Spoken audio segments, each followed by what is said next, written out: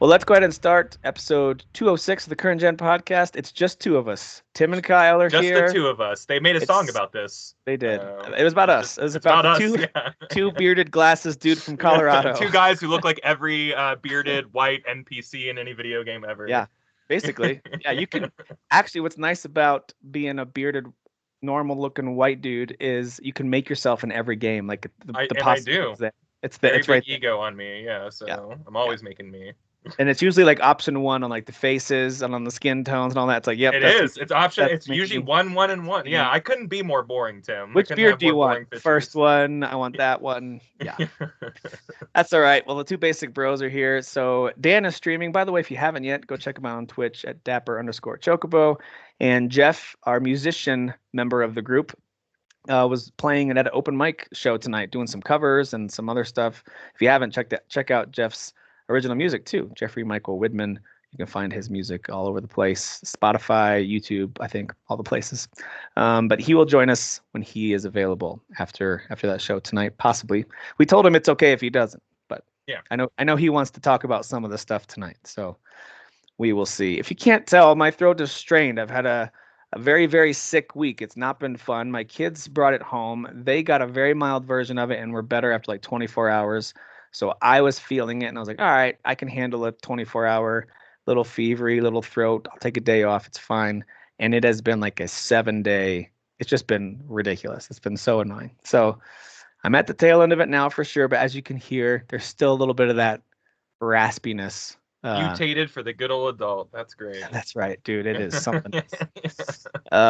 So anyway, but we've got lots to talk about. There's been a couple of significant games released, demos released, open beta, a lot of demos on Steam. So there's lots to talk about. I want to, at first though, if you're okay with it, like anything not new, let's talk about that first. Like let's get some of the quick hits out of the way, stuff that we would Yeah. normally Okay. in. Like anything that we're playing or watching that we want to get out of the way first. And we can let Jeff circle back to this at the end if we want, if Yeah. he does join us. But I'll go first. I wasn't here last week. A couple updates from stuff I'm playing that's not new. I finished Prince of Persia, The Lost Crown. Oh, awesome. Cool. Cool. Great Cool. game, dude. That game is so good.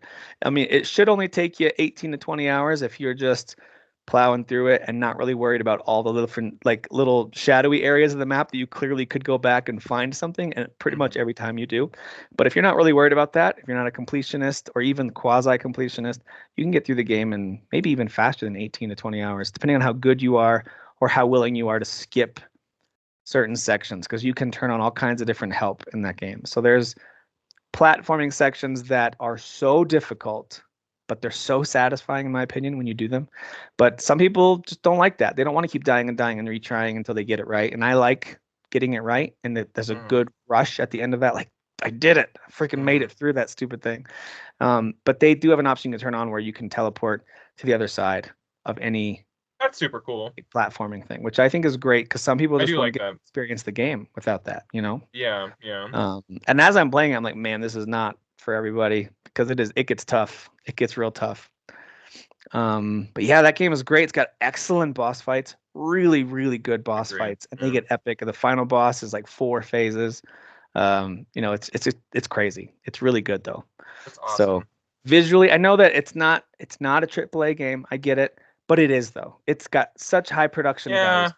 I mean, I feel like there's a major difference when I'm not only just from look but feel when I'm playing this from when I'm playing one of the myriad Metroidvanias that are on like the Switch that come out, or Steam, that come out weekly. So like there's something inherently more quality about this. You can feel it, you can see it. Totally agree. There's only a few exceptions, of course. Metroid Dread a few years ago had the top quality of this type I feel of game. like that quality was up there. Yeah, absolutely. I think this is on par with that game. Truly, I was even asking my son who loves that game. Which is a major up because this is a creator of the genre, or creator of the subgenre or whatever. So I asked my son who loved Metroid Dread. I was like, "Which one do you like better?" And he actually was like, "I really can't pick. It's a tie. They're both like," and that was saying a lot because that was like his favorite game of the last few years. Awesome. So yeah, really loved it. Did a lot of the extra stuff. The outfits you unlock are cool. The powers, the way you can upgrade stuff. It's a lot of fun. Really cool lore. Solid story. Yeah, I mean, some of the cut scenes when it zooms in on the faces, that's probably the one knock against it visually is that, all right, like, yeah, they didn't really, it's got this weird cell shaded sort of animated style that's not like pixel perfect. And other than that, though, it looks really good. The environments look great. You get to some crazy, crazy areas, and it's really cool. So Awesome. loved Prince of Persia. Played a lot more in Shrouded. I beat a few bosses now and a few ages in. If you're played a survival game, you usually like as you craft and upgrade, you'll get this new item that now unlocks a whole new wave Yeah. of things. And so I'm a couple ages in. I've gone to get special gear for some of my little NPC helpers that have. What's up? Very good. Okay. Thanks for interrupting for that. Like crazy hair night, I guess, in the house. Um, so anyway, so as you if you played any of these games, you know that you get through like it's usually like a Stone Age, and then here's the Bronze Age, and then like it's not always that, but you get the point. Like you kind of get to the next Hmm. wave of stuff. Even So Palworld had that, where like you're building your first shelter out of wood, and then it's stone, and then it's cement. You know, like yeah. exactly, yeah. So I'm a few ages in, really liking that, but I did take a break on that because I didn't game a lot while I thought I'd game more when I was sick, but I was feeling so crappy. I just kind of laid. I listened to a lot of That is the audiobooks and worst stuff. because there is like a happy window where it's like I'm, Yeah. I'm sick, but like I can still play a game, you know, and like that's the Hmm. best kind of sick to be. But yeah, I beyond agree. that, it can just suck, and all you can do is lay in bed and Yep. suffer. I would say there was a good solid 3 days there where I was like, I don't want to watch or play anything. I just need my Yeah, eyes closed and I can't really sleep, but I can't focus on anything. So yeah. anyway, last but not least, a Netflix documentary that I highly recommend called American Nightmare. And Is it yeah. go ahead. I think I know what this is. Yeah. Yeah. Which case is this? So it's a true crime story. It's a 3 episode thing where you've got this boyfriend girlfriend. I don't think I'd even heard this story. I guess it was national news for a bit. I just don't remember it. It was from 2015, 2014, um, where it was such an outlandish claim of this girl's disappearance that Oh everyone shit. thought Yeah. boyfriend did it and made up a stupid story. Well, then girlfriend shows up and everyone's like, oh, girlfriend did it as a hoax. And, oh, maybe they did it together, and that ended up being kind of like. Hmm. And then news outlets ran with it, and they were both their faces were plastered up there everywhere as these hoaxsters. Hmm. Um, and but they're being interviewed like in modern day. You can tell it's like several years later, and they're being interviewed separately as they're talking about the story, and it's just fascinating because you have no idea how it's going to unfold. Hmm. And you don't know what's true, what's not, who's a really good actor, who's lying. So I recommend don't look up the story. I recommend just go in and watch it because the way that the documentary is shot and paced is really well done. It's almost like watching an actual drama as they have. It's almost like it's scripted and they're gonna reveal things to you, and they did a great job with it. I thought it was an excellent I did documentary. follow this news story. And I don't want to give away anything because I think the the ending of the story is really Yeah, good, you know? Yeah. yeah, So it's great. My wife and I both finished it. We were just like, that was really good. I did not yeah. expect to enjoy it that much. I'll have to check this out. I did see that this was out, and I was like, oh my gosh, I do remember this story or whatever. Yeah, So a that's good cool chunk of that. it feels very much like if you watch any true crime at all, if you're familiar with Hmm. it, if you've watched any like A&E documentaries and murder mystery stuff, you're like, I've seen these before, but then it takes some twists and then some of the claims, and you're like, well, now I don't know who to believe here. Do you remember that HBO one where it was telling the story of the girl who convinced the kid to kill himself? Did you watch that one? Yeah, I did. Yeah, yeah, And that was nothing like this. That one was much darker, of course. I yeah. mean, they're both dark, but that was much darker just with its topic. And then but that also had me as each, I think it was 3 episodes, maybe it was four. I just remember waffling. I felt like such a flip-flop because Dude, they me too. I was Yeah, so convinced, and then I was like, wait a minute. yeah. Now I'm convinced over here. And then it was like, wait a minute. So Yeah, that documentary took you for a ride, you it was know, well where done.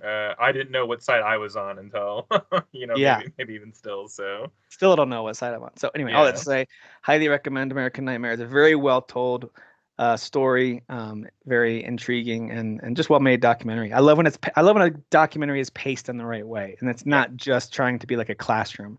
Like they're like, hey, we're we're actually making a show here. Well, and sometimes, like, you go 3 or 4 episodes, you're like, it didn't need all that, So if you can fill the space and it all be Agreed. like, worthwhile, I think that's a pretty good feat to pull off as well. I totally agree. Yep, it's 3 40-ish minute episodes, and it moves along at a good pace. It's very good. So Nice. highly recommend that. Oh yeah, we did watch 2 other quick movies I totally forgot about. We watched Imitation Game with Benedict Cumberbatch from about Cool. 10 years ago. Nice. Yeah. Good flick. I hadn't seen it before. It's good. I mean, I don't know if you guys knew, he's a good actor. I don't even know who that is. Yeah, yeah. Benedict Cumberbatch, the most British Yeah. sounding name ever created. Yeah, it looks like a guy who would play a dragon or something. And he would really get into character as he crawls around with those yeah. balls. Actually, it's a worm. Oh gosh. Emily. But that was a great flick, and apparently really close to the historical kind of account of what happened. So anyway, I thought I don't know how, like, not every detail, every character, but a lot of the it's a movie at the end of the day, but it's good they at least do the homework, And incredible cast in that movie too. Really, really good. And then just today watched with my kids this new Netflix DreamWorks animated movie called Orion and the Dark, which listen, it's a DreamWorks film. It's not amazing, but it's not bad either. Nice. It has some cool lessons on dealing with fear at a kid level. I think they did. Did that just come straight to Netflix, or? I think so. Okay. If it was in theaters, it was a really short run. So Jeff would know more than we would. But I don't think it was in theaters. It doesn't have a like strong would have done well in theaters vibe to it. Sure. You know what I mean? So yeah, it's a solid movie. I wouldn't call it bad or great either, but it's solid and it was fun. It was funny. Cool. So I like that one. What about you? What other non-new stuff are you playing? I'm still plucking away at Like a Dragon Infinite Wealth. Oh, you like that game? Is that a? Hey, I don't. I'm 70 hours in. I can comfortably say I don't like this game. I'm not enjoying myself. Not enjoying the 70 hours I put into it at all. I definitely can't look forward to playing it again. No, I think I'm on chapter 12. There's 14 chapters, so like I'm closing in, but it does not feel like I'm closing in. Like I know I still have like a party member to get. Like there's still. Oh my word. Yeah, there's still feels like there's a lot of game left. You are still recruiting party members 70 hours in. That is. Dude, I got like my first class at like 40 hours in. It's like, here's the class system. I'm like, am I playing this game wrong? Like, what was I supposed to like mainline the story for a little bit first? I'm really enjoying this game. It's so jolly, man. I'm in the back half of these games, Yakuza and like Judgment and all that series. Like they're really like back heavy in terms of like story and stuff like that. Got it. So like I'm kind of into the sad, emotional, intense stuff right now. Mm-hmm. And it's just weird seeing this stuff on the heels of like online dating girls, and then like a guy shows up when y'all like choose to meet up, and that's like a real side quest in the game, Wow. Or like taking my crawfish out on their first date with a crab that they met on the beach. Sure. Yeah. Like it's just like the juxtaposition of doing things something we do insanely goofy in this game, and then it's like, yeah, but like, what about the morality of this character or whatever? And I'm like, yeah, what about the morality? Wait a minute, we were just crab dating. What are we? How did we get here? It's so crazy to me what the journey of this game takes you on, and I do like where I can just like, hey, I'm gonna stop doing the story for a bit and go play Crazy Taxi, or go do whatever, as a side thing. I keep on doing some of the Pokemon, which is like the Sujimon stuff in this. If Nintendo should sue anybody, they should be suing them, because this is literally just Pokemon. Oh my god. Whereas like Power Worlds is like kind of Pokemon, like right. This is like absolutely you're doing the same mechanics and everything. Yeah. Dang. And that's what makes it really cool. I just continue to really love this game, and I can't believe how much time I put into it, in such a short amount of time. It's just like oh man, I'm just a moth to the flame with this type of series. So yeah. What else? I think that's a good sign, by the way, for that game, that you're still spending that much time with it, because you've spent so much time with all these games before, and they keep giving you enough familiar, and so much freaking new that you're like, okay, here we go. They've got to be the best studio at reusing assets ever. You know what I mean? And I mean that in like a very positive way. Like in the masterfulness of reusing these assets, they go so far as to take those assets from the game and then pluck them into items that you put on, Oh Dondoku my Island. gosh. So Yeah. it's like even then, like they're just giving you the assets of every building they've ever built, of every NPC they've ever Dang. made, of every chair you've ever seen in any office building, house, side of anywhere in any like all 10 of these games that have come out, and have taken all these assets and given you to them to like build your own island or whatever. And Love like it. I don't know, man. I just feel like they're so economical with their designs and like that's how they can put out so many of these games all the time. Yep. And then they can focus on it feeling different by adding this like side thing or that side thing, or focusing on that, and maybe pulling off of something else they focused on in a previous game. So it's just, I don't know. Like you said, they do a really good job of figuring out a way to keep people like me entertained, who come once, maybe even twice a year for a new game with this series. Because sometimes two games do come out with this Dude, series. yeah. It's insane how crazy they With put how stuff early out. this one released, it's been 3 within a 12-month stretch. Yeah, Ishin, Gaiden, and this one, all within a year. I You mean, to know, be fair, Ishin was technically a remake, right? yeah, but we never got it here. We never got it here. So And what about yeah, Gaiden? Was that a brand new Gaiden entry? was a brand new game. Yeah, Well, what the heck, man? How? yeah. Okay, whatever. Yeah, it's insane. So yeah, hats off to them. I just the for something we might take umbrage with other studios, where it's like, boy, this is like they just reused all these assets. It's almost a celebration for this series, and I don't know how they tricked all of us into like I don't know agreeing to that, Yeah. but here we are. Some companies get it, man. They know how you can take something that should Yeah, feel old and make it feel new. Nintendo's pretty good at that with a lot of their yeah, IP.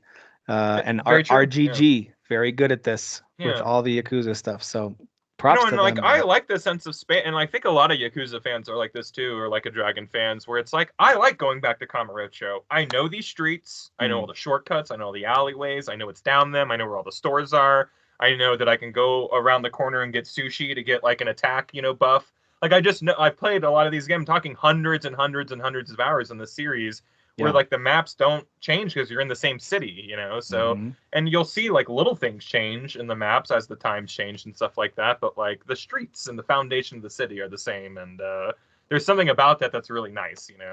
Not many games um do that that aren't sports games, of course. I don't Retreading know, a lot. even Like not many games do this. even when Rockstar, hey, we're gonna make Liberty City again, it's a different Liberty City, you know what I Oh, mean? yeah, Like, good point. so it's like it's just I don't know how many games do this at all, and I don't know how many other games we would allow to get away with this either. And I'm trying again, to I don't mean that think. as a criticism. It's so interesting how they again are so economical with their design choices and stuff. Hmm. So hats Yeah, off to at the them. very least, they moved to a different area of whatever world you were in. Like Witcher, I think you are in the same world with similar characters, but I think you're usually in a totally new area. I'm trying to remember. But anyway, there's not many Yeah. games that do this, and I find it Oh, impressive, and I'm glad yeah. you're enjoying it. It is very impressive. Yeah. Yeah. Equally, maybe not equally so, but like as surprising for me, Grand Blue is still like blowing my socks off. This game is Nice. ridiculous.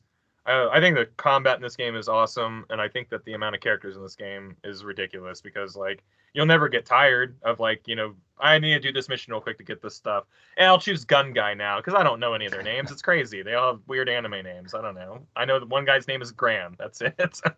But like it's so cool how they're all different and everything like that. And I hit some really great story moments and some really big like spectacle, huge, crazy, like Uncharted style moments in this game that I'm just like, what are you doing? Like why is this game doing this? Like it doesn't have to have all this extra stuff, and it just does. And Mhm. I'm completely surprised and taken aback by this game. I spent my last session doing like a ship to ship battle with like another sky pirate team, and like we were boarding them like mid-flight and like breaking apart their engines, and then like jumping off What? their ship as they like die and getting back on our ship, and like and this is all happening like as like a level, and like That's pretty fun. it's so cool. And then like a boss will jump from like the ship that you're chasing through the storm, and you're fighting a huge boss fight like on your ship, and it's just epic. And like Yeah. it has no right being this epic, and I'm How I'm about a really team enjoying. that has only done mobile and/or versus fighting games, creating Yeah, something like this this? totally blows me away that this is all like spawned from some mobile game I've never heard of. Like it's Yeah. totally crazy to me. And Platinum Games I know had their hands like in the Combat. combat creation. And say what you will about Platinum, they're just good at making combat. I don't like they're just that's what they're known for. I didn't know So that, but it makes sense. Like I played the demo and I'm like, yeah, this combat feels so responsive and so good. yeah, Now that you say Platinum was involved, even with helping somehow, makes sense. The combat's Yeah, I mean, very there's a feel in that like dodge, that like when you just do the perfect dodge and everything slows down Bayonetta style. I'm just like, yeah, this is platinum. This is a platinum game. yeah. Oh, that's cool. I am Yeah. playing Bayonetta 2 right now, but it's just it's fantasy anime instead of spooky goth chick girl. So hmm yeah, I'm loving it. So those are the two games I've kind of been playing. Persona 3 I haven't played since my first like 10-hour stretch of it. I can't wait to get back to that, but like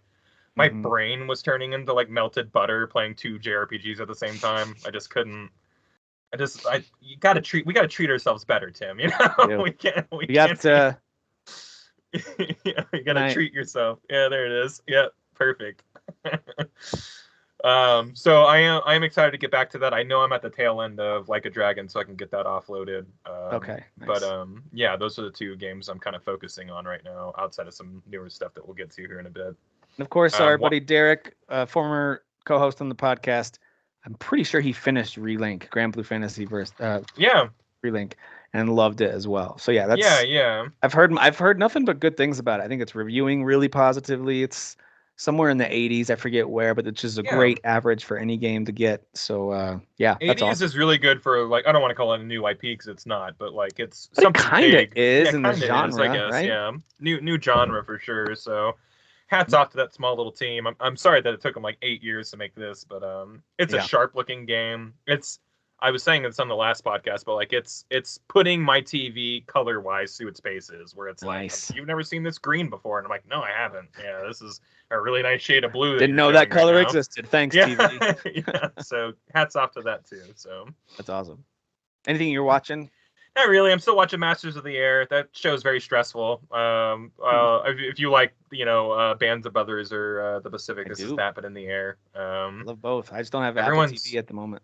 so incredibly handsome in this show. It's crazy. I don't know This is the how. handsomest war in history. I It's think the I've heard that handsomest war before. that ever happened. Everybody, every pilot on Earth during World War II was a model, apparently. But that's But why we put our ugly guys on the ground. We yeah, take care of them. yeah. We put our handsome guys in the air. Angels go in Hopefully the air, Tim. That's where angels in angels the air. go. But no, everyone's really great. I really like the cast. I really don't know what the main character's name is. Not Austin Butler, but the guy who's like opposite him, who plays like Oh, the other main character. Actor's so fantastic. He's so good in this show. hmm. But everyone's really good, and I like this show a lot. It's very stressful. It's a World War II show. I don't know if you Yeah. know this, but a lot of people died during that war, Tim. So Yeah. People didn't do well. yeah, people perished. Yep, yep, yep. So yeah, but I haven't been really watching much else except for again some other new stuff that we'll get to. So Nice. Oh, one other thing I forgot to mention. I revisited. I think it's the third time I've watched it. I don't rewatch movies a whole lot these days. hmm But I rewatched John Wick with my oldest son. Kind of hmm doing our continued like dad and oldest teenager, movie watch through together. And he had never love seen it. John Wick. The first one, And yeah, the first one. nice. And there's a simplicity to that one before they open up the world and the lore and all the Yeah, stuff. And I'm not saying I don't like that stuff. I do. I kind of like that they leaned into the, admittedly, a little bit cheesy at times, but still so fun lore that yeah, they've created. I do like that a lot. I enjoy that stuff a ton. yeah, But the first one has a simplicity to it, and without even explaining a ton, everyone's terrified of John Wick. And there's just yeah, something about that as I kind of watch that unfold again, like, oh yeah, like the audience too. Like we don't know anything about this guy outside yeah. of the fact that it's Keanu Reeves, and we know that he usually kicks butt whenever he's in an action movie. So he's gonna kick some kind of butt and shoot some people. Uh, Boy, does he? but everyone was so scared of him. Even the dad was like ticked off at his son. Like everyone's so John Leguizamo like does a great job at Yeah, conveying how scary he is early on, the way he's reacting. And even my son was like, "Wait, so who is he?" And I was like, "Oh, you have to wait and see." yeah, yeah. Everyone's reaction to hearing that he's involved, like Yeah. every part, it is like it's such a classic reaction. And It's like, then oh, as John as they're Wick. getting like the summary, and it shows him hammering through the concrete to pull out his gear that he had buried, a Mhm. couple years before, to like get suited up again, to get his gold coins, to get everything ready. And as he's getting like the narration over top of that of what he's done, and it's Mhm. again, it took me back to like 90s, maybe early 2000s action movies where your superhero is your hero is just kind of like a almost like a superhero where it's like, Yeah, oh, he's the untouchable guy. Like he's the yeah, one that's yeah. scared, puts fear in the heart of the bad guys. Got it. Like, I don't know, it's cool. I liked it. I love the first one. Yeah, I would say, and I mean this nicely, but John Wick is on the same trajectory as like Fast and the Furious, where it's like we're just gonna get bigger every movie. Yeah. You know, like maybe Fast and Furious goes like dumber, you know, but like John Wick goes sillier. You Yeah. know, like I think every movie kind of gets a little more like. There's gonna listen. I'm Ridiculous telling and you, it's gonna yeah. happen, and it's gonna be sad and awesome when it happens. He's gonna be in space fighting at some point, trying to like Oh, and quickly do zero like. G, yeah, that's happening for sure. That's Yeah, absolutely we happening, joked about that happening in Fast and the Furious, and it finally happened. and it So, happened. Oh yeah, yeah, absolutely. yeah, that first John Wick's awesome. I love that movie. So fun. Again, another great cast too. So I Yeah. Oh yeah. love that movie, and my son enjoyed it too. It's just kind of fun to see him experiencing things that I had seen before and getting Yeah, another yeah, yeah. eyes on it with me. I'm like, right, right. Yeah, yeah. Yeah. So yeah, he dug it. And of course, once the fighting started and he starts that first house invasion when he's defending himself, Hmm. is where you first get to see like, oh, this is what this is. Yeah. Got it. And it takes a second to get there. It But when it gets takes a there, little bit he to get never there. stops shooting people in the head. It's pretty Yep. unrelenting. And this is like pre bulletproof suits and Yes. pre all that stuff. Like you Oh said, yeah, it's a where they're pretty using their collar to, like, grounded. Yeah, knock where off they're using their bullets. collars to. Yeah, this is pretty silly. It You gets know, so like stupid, but I don't it's get me wrong. but it I love creates a new style of action. You know what I Yes, it mean? Like does. it's like you've never seen anything like I'm that not before. saying But at all that I wish they didn't do it. I'm not saying they should have made 4 yeah, John Wick ones that were. I'm not saying that, yeah, but it does get so ridiculous, and I enjoy it in a much different way. right. It's a The first different. one felt Yeah. grounded and like, because he gets messed up in the first one. He Like at the does, and the beginning, judo's real. Like they're not like yeah, like he's not using horses to like hit people. Like he's just doing basic judo, but it like yeah, looks cool because it looks practical. Like yeah. It's a lot of fun, man. It's a really good time. So, all right, well let's talk about a few new things that have come out and maybe some demos and such. I think Jeff's going to be joining us, so I'm going to hit ring. I don't know if he's available or not yet, but anyway, I'm going to see if he's available to join us. Let's talk about some new stuff. I might start with some that Jeff's definitely not playing, just in case he's not available to join us. let's do that. And I'll talk as much as my voice can hold up about this before we move on to some of the other things. But Skull and Bones So excited is for this. actually coming out this week. Comes out on the 16th, which is this Friday. I think you could pay extra. It's one of those things where you could buy the digital deluxe edition kind of a thing, and $100 gets get you a 3 days yeah, early. I think. Yeah. I think that's what it is. I'm not going to do that, Yeah. but I rarely do that. I think I've done it for. Oh, I did it for Starfield. That was the most recent one I did it for. Mhm. Well, it's been a while since I've done it for anything else. And by the way, that was a horrible decision. Worst game ever made, right? That's what I've been Yeah, told. right. Now that it's on Sony, who cares, right? Yeah. Us Xbox, they can't even have our exclusives, right? Yeah. No, of course, I love Starfield. That was absolutely worth it. I played it nonstop for those 3 days. Anyway, Skull and Bones open beta is happening right now. It ends tomorrow. And so I've played it a little bit on PC. I switched over and played it a little bit on the PS5, thanks to Ubisoft. They have a lot of problems with their, Ubisoft Connect stuff. I get that. It's a mess on the PC, but they're cross-platform and cross-save. Once you link things up, it's very smooth. So like as Okay. long as you have the game installed, and I've done this with Assassin's Creed and with a couple other Ubisoft Yeah. games where it just seamlessly goes across from PC to PS5 or to Xbox. That part is nice. I do like that a lot. Yeah. So yeah, this game has been in development for way too long, and I understand the frustration around it and the skepticism and kind of running joke that it's become, even with myself and the rest of us on the show. Yeah, we've all partook. Yeah. But I gotta tell you, it is a good video game. I'd love to hear that. To be honest, I was open for it to be good. You know what I mean? Yeah. I can cast stones and still be like, yeah, but it'd be pretty sick if it were awesome. Yeah. Now this is based off of, 4 or 5 hours of playing the open beta. I have no idea if it's got legs, if it's like in the end I'll say it was worth $70 if I end up buying a copy of it. I think I will because I am really enjoying it. But will I end up saying it was worth $70? Will I end up saying overall it was good from start to finish? I don't know. All I know is that it looks great. At least there's parts of it that are a little like the faces sometimes, as in most video games, that's the case, right? The faces aren't quite right. Yeah. So it's got a little bit of that. But the environments, the details on your ship, the water, the way the explosions look as you're in your ship battles, it looks really pretty. Like it is a good looking game. That's number one. That's on PC and on PS5. It looks fantastic. And it plays really well. So when Okay. you're actually out in the open ocean, think about when you played Black Flag and any other Assassin's Creed. I think Odyssey had a good amount of boat action as well.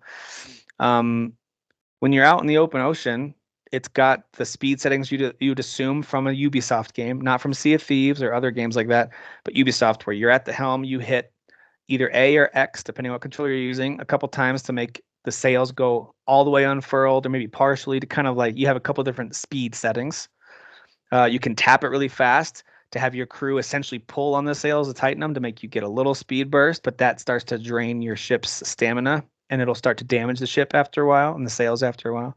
So little touches like that. And it just like after a couple little trips, it feels natural. You're like, got it. I don't have to worry too much about like in Sea of Thieves, for example, you have to run over, control the thing, and raise or lower Yeah. sails, angle them a certain way. And I think that works for that game. That's a little more of a survival adventure exploration game with some action in Yeah. it. Knowing that there's usually going to be other people to help with those tasks. Exactly. Yeah. Yeah. Yes. Whereas this is much more, it wants to get you to the ship action as much as it can. It doesn't want you to be stuck figuring out when do I lower the anchor? When do Yeah. like, you don't have to do that. You just have general buttons to press and you're calling out orders to all the little people running around your ship and they go do it. So I like that. Some people might lie. This is not a pirate simulator. It's not like a super in depth, you control every aspect of the ship in that way. But it has so many upgradable pieces. I'm already very impressed. And I don't know how deep it will go. I don't know if that'll quickly run dry. If I play this game for 10 more hours, will I pretty much unlock most of what I would need and be bored with it? I don't know. But I do know at the beginning, at least, the prologue has you in an awesome ship. It's all decked out. You get to take down a whole bunch of smaller ships. Then your ship just gets destroyed by all this huge British fleet that comes in, overwhelms you. You're supposed to die. Obviously, it's one of those openings where you're supposed to die. Then you wash up and get saved, and you have this tiny little, like rowboat-sized dinky ship that you start with these two other survivors, and the three of you are just trying to figure out where to go next. And you get a couple missions. You start to collect some stuff around. So You are start you a to character in this game? yeah, you create You create a you create a character and stuff? character. Yeah. Okay. Yeah. Um, and and you have like rags. You look so ratty. You don't look at It's all literally a cool. rags to riches story. Yeah. Yes, you don't look cool even a little bit. You have like a skirt on because it's all you could find, like some kind of like piece of the sail A or tunic. something. Yeah. It is not good. So it starts you, and your ship looks so dumb. It's like Captain Jack as he's sailing in and his boat's sinking, in that Yeah. Pirates movie, which is still Sure. a hilarious scene. Yeah, it is Um, funny. but uh, but yeah, you definitely do not feel cool or like a pirate, and you start to get these little quests where if you go recover this thing, they might give you some money, they might give you some guidance on where you can build your ship. Um, and you just have to go start scouring the area for the right kind of wood and metal scraps and stuff like that in order to build your first ship. And And are that you doing feeling that is on so your little dinghy ship? Like getting all the wood and stuff like that? you are at the beginning and you can't go too far because it'll say, "Hey, your ship can't Hmm. handle these waters," and it'll start taking damage on certain waves. Ah, okay. That's interesting. I'm Yeah. like, "Oh, I need a better ship before I go out this far." So I had to Yeah, turn around and yeah. go find other places to find those That's resources. cool. Yeah. And it's set in the Indian Ocean, by the way, so it's not a familiar setting in terms of like everything's been in the Caribbean, everything's been down Yeah. the islands. This is down off the coast of southeastern Africa and Madagascar. It's down that area, and so there's something a little different about that too. Of course, British Empire is still there. Jerks, they were everywhere, right? Yeah, right. So they're still one of the big government forces that you have to contend with. Um, but yeah, once you finally, it's not too long. It took me maybe 45 minutes, maybe an hour to build my first little ship. But it was such a cool feeling because you name it. You have these four little spots where you can put cannons. Actually, it's Mhm. three little spots you can put cannons. You have to go talk to the blacksmith, and he'll let you build the lowest level cannon. You don't get a whole lot of choices at the beginning, but you can see all the grayed out things that you don't have blueprints for yet. All these cannons and mortars and spears and all this kind of stuff that you can make that you don't have the either the clout or the money to create yet. So that all of a sudden makes me at the RPG side of me Mhm. and the upgrade side of me go like, ooh, there's a lot I can upgrade here. So I got Yeah. excited about that. So that made me feel very positive. And even though my new ship was very cool, I added some guns to the front, to the sides. I got to deck out they give you some, like a symbol and some colors to choose from for your the hull and for the sails. So it looks cool too. Like you can make it look pretty cool right out of the gate. But it's Nice. just little. It's just a little ship. So it's, and you can see some of the bigger ones that are out there. So there was something about that opening that got me hooked. And you can go hunting too. You can go get fight sharks and stuff like that to get their meat and their hides to go make better stuff. And then I went over to um, this lady who was supposed to help me look more like a pirate, the guy told me. And of course, they have tons of outfits. Some of them are kind of silly looking, but Uh, most of them are super cool, really cool outfits. Everything from looks like it could be right from India, from China, from Africa, from Europe, like a bunch of different styles that would probably be available then. mhm. Um, Dude, it was so cool. It's That's just such a sick. fun setup. And then, of course, the gameplay itself, I think, feels great. Now, there might be Nice. times later as the challenge escalates that I'll be like, all right, maybe gameplay isn't as good as I thought because it gets frustrating. I don't know. I just know right now, at least, I've done probably 10, 11 sea battles against NPCs. And it's a couple of them weren't easy, but they were doable. And I felt awesome when they were done. And you can board them to take more of their resources than if you sink them, you only get some.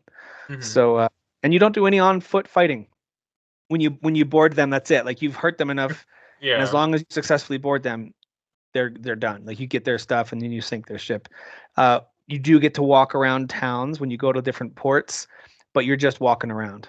Okay. It controls just fine. You walk around and talk to people, but there's no like Assassin's Creed where you run up the wall and start to like throw things at enemies and sword fight. Yeah. None of that is happening. And it's kind of what we predicted. You remember this? We talked about this. Like, Yeah. I think town might just be like a hub where you Just upgrade walk. and Yeah. Yeah. It's just a you place where it's PlayStation see Home. lots It's of just a other place where you walk players. around. Yep, there's lots of other players who, especially at the beginning, it's hilarious because you're all wearing the same dingy Yeah. You're clothes. all wearing potato burlap Oh, sacks or whatever. it is Yeah. so funny at the beginning. I was like, wow, we all look exactly the same. So anyway, yeah, it's a blast, man. I could see this being a game that I put way more time into. And I said this too. I was like, I know this game is going to come out and people are going to love slash hate it. It took too long to make. I agree with that. It's been weirdly delayed. Absolutely. What's going on at Ubisoft? I don't know, but I have a feeling it's going to arrive. It's going to work, and I'm going to get hooked on it in some way, shape, or form. And I think this open beta did that. I wasn't convinced I was going to spend $70 on it, but now I'm leaning towards it because it's Yeah, really yeah. I think I fared enough where I think I'm gonna play it too. I think it. I've heard enough good stuff online. You know, word of mouth has been really good about the open beta. Word of mouth was really good on the closed beta. You know, just yeah. it was kind of hard to take at face value. You're like, no, it wasn't. You know, but I I think as know. more and more people said the same thing, you're like, is it okay? This game is coming around somehow. Yep. And you know, I think it's good that we have more pirate stuff. Period. You know, I think we Mm-hmm. could all. I think the gaming world, much like a few years ago, we were all like, we could use more samurai stuff after Ghost of Tsushima. Now every third game is like a Everything. game was like with Yes. samurai in it. You know, Which is I think that cool. Don't stop doing that. no, But yeah. please don't stop that. Yeah, Yeah. and we might be in a similar thing where people go, oh yeah, pirates are cool. We should do more Pirates. Yeah. pirate stuff. Yeah. Yeah. Yep. I agree. So yeah, I'm excited for more pirate stuff, and I mean, if all you're doing is going around and you're fighting stuff in ships, I mean that is pirate stuff. You know what I mean? Yes. Like you are Yep. like in pirate ships. You are, you know, even though it might be an automated cutscene, you are docking ships and taking resources. Like that's what being a pirate is. You know, I guess Exactly. the only thing you're missing is you're not swashbuckling. But you know, I think that they were pretty transparent saying that this is a game about ship battles, That's right. so you can't really fault it for being something, or you wanting it to be something that it's not. So Exactly. Like I would rather there be no on foot real exploration or combat than have bad or afterthought versions of that. And yeah, like Sea of Thieves doesn't have great combat. I no, it like that it's doesn't. You're right. there, but it's not great. It's that first person thing where the hit detection is a little weird. It's a little Yeah, slow, and it yeah, can be frustrating. And you find yourself running back to your ship a lot to just shoot them from the ship anyway. yeah, Um, or trying to gather them all on the beach and aim your ship where you can just cannon fire them. That's always fun, actually, to do yeah, that. Um, so yeah, I understand why there isn't combat. There's part of me that because I love the Assassin's Creed games, especially Black Flag is just one of the yeah. best. It's so So fun. good.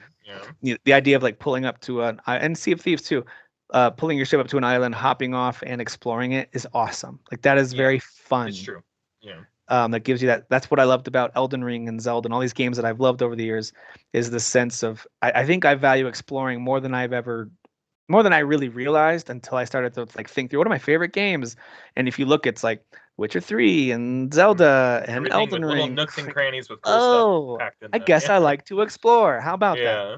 Is this Um, game look like it's gonna have cool exploration? Like I know it that you can't get off your does. ship, but like, hey, look at this cool thing I've But seen. it's all just sea-based, boat-based exploration. Yeah, yeah. But like you still have to go discover. You discover new. Like there's been three different, excuse me, three different times where it's brought up like, hey, you discovered a new area, and it gives you the name of it. So like you're opening up the map, you're gonna discover new ports, you'll discover all kinds of new things, you'll discover new materials, new ships, new blueprints. So lots to explore, lots of corners of the map to discover. You just can't get off your ship to do a lot of that stuff. Gotcha. Excuse me, trying to mute the coughs for everybody. All right. So listen, I recommend it. I mean, you're not gonna hear this in time, folks, to go try this for yourself. But if you haven't tried it, if you skip the open beta because it's an easy game to laugh at, I understand that. Yeah, totally Um, understandable. and it might not even review all that great. It might be a Switman and Sevens game because people might say, "Hey, this should be much cheaper," whatever. I don't know that. I haven't played all of it to tell you that. But what I do like, and maybe this is because it's the open beta, is it feels like a standard single player Ubisoft game in that you log in, you see the things that you can purchase, but the game isn't centered around it. Like think about Assassin's Creed and some of the other stuff we've played, where it has the little shop where you Hmm. can go in and buy stuff, but it's not shoving it down your throat. Yeah, Um, and I didn't yeah. feel maybe the options were there, and maybe I just missed it because I've only played it for a handful of hours. But there didn't seem to be a whole lot of, oh, I wish I could have that, but I have to spend $5 extra to get that kind of currency. Like I didn't feel that. I felt like the main kinds of currency I was seeing there are things I can get in the game by progressing. I need to get my infamy up. I went from being an outcast right away, which is just embarrassing. No one wants to do business with you. And now I'm upgraded to a scoundrel. And I'm dressed a little more like a pirate. So I actually have Mhm. new things available in shops I didn't have before. Because they're like, Oh, all right, cool. like, fine, you can have this, but not this stuff. You're not high enough. And there's so many levels. Uh, I forget all the names of them. I saw there was everything from like cutthroat and kingpin and all kinds of like different like rankings of pirate that you move up. So that, again, all those things with someone who just I like that the stuff. upgrade system just hits that dopamine of like, ooh, I upgraded to a Yeah. new thing, and let's see what I can do now. So anyway, I really love it, man. It's a good it's a good game, and it shouldn't be this fun. I was kind of hoping to be like, see, it stinks, and they spent all this time on it. Like there's something like there's a dark part of me that kind of wants that sometimes. Hmm. But as soon as I started playing it and it felt good, it looked good, and it was running great, I was like, all right, I'm a little relieved, honestly. I'm really relieved Yeah. that's good.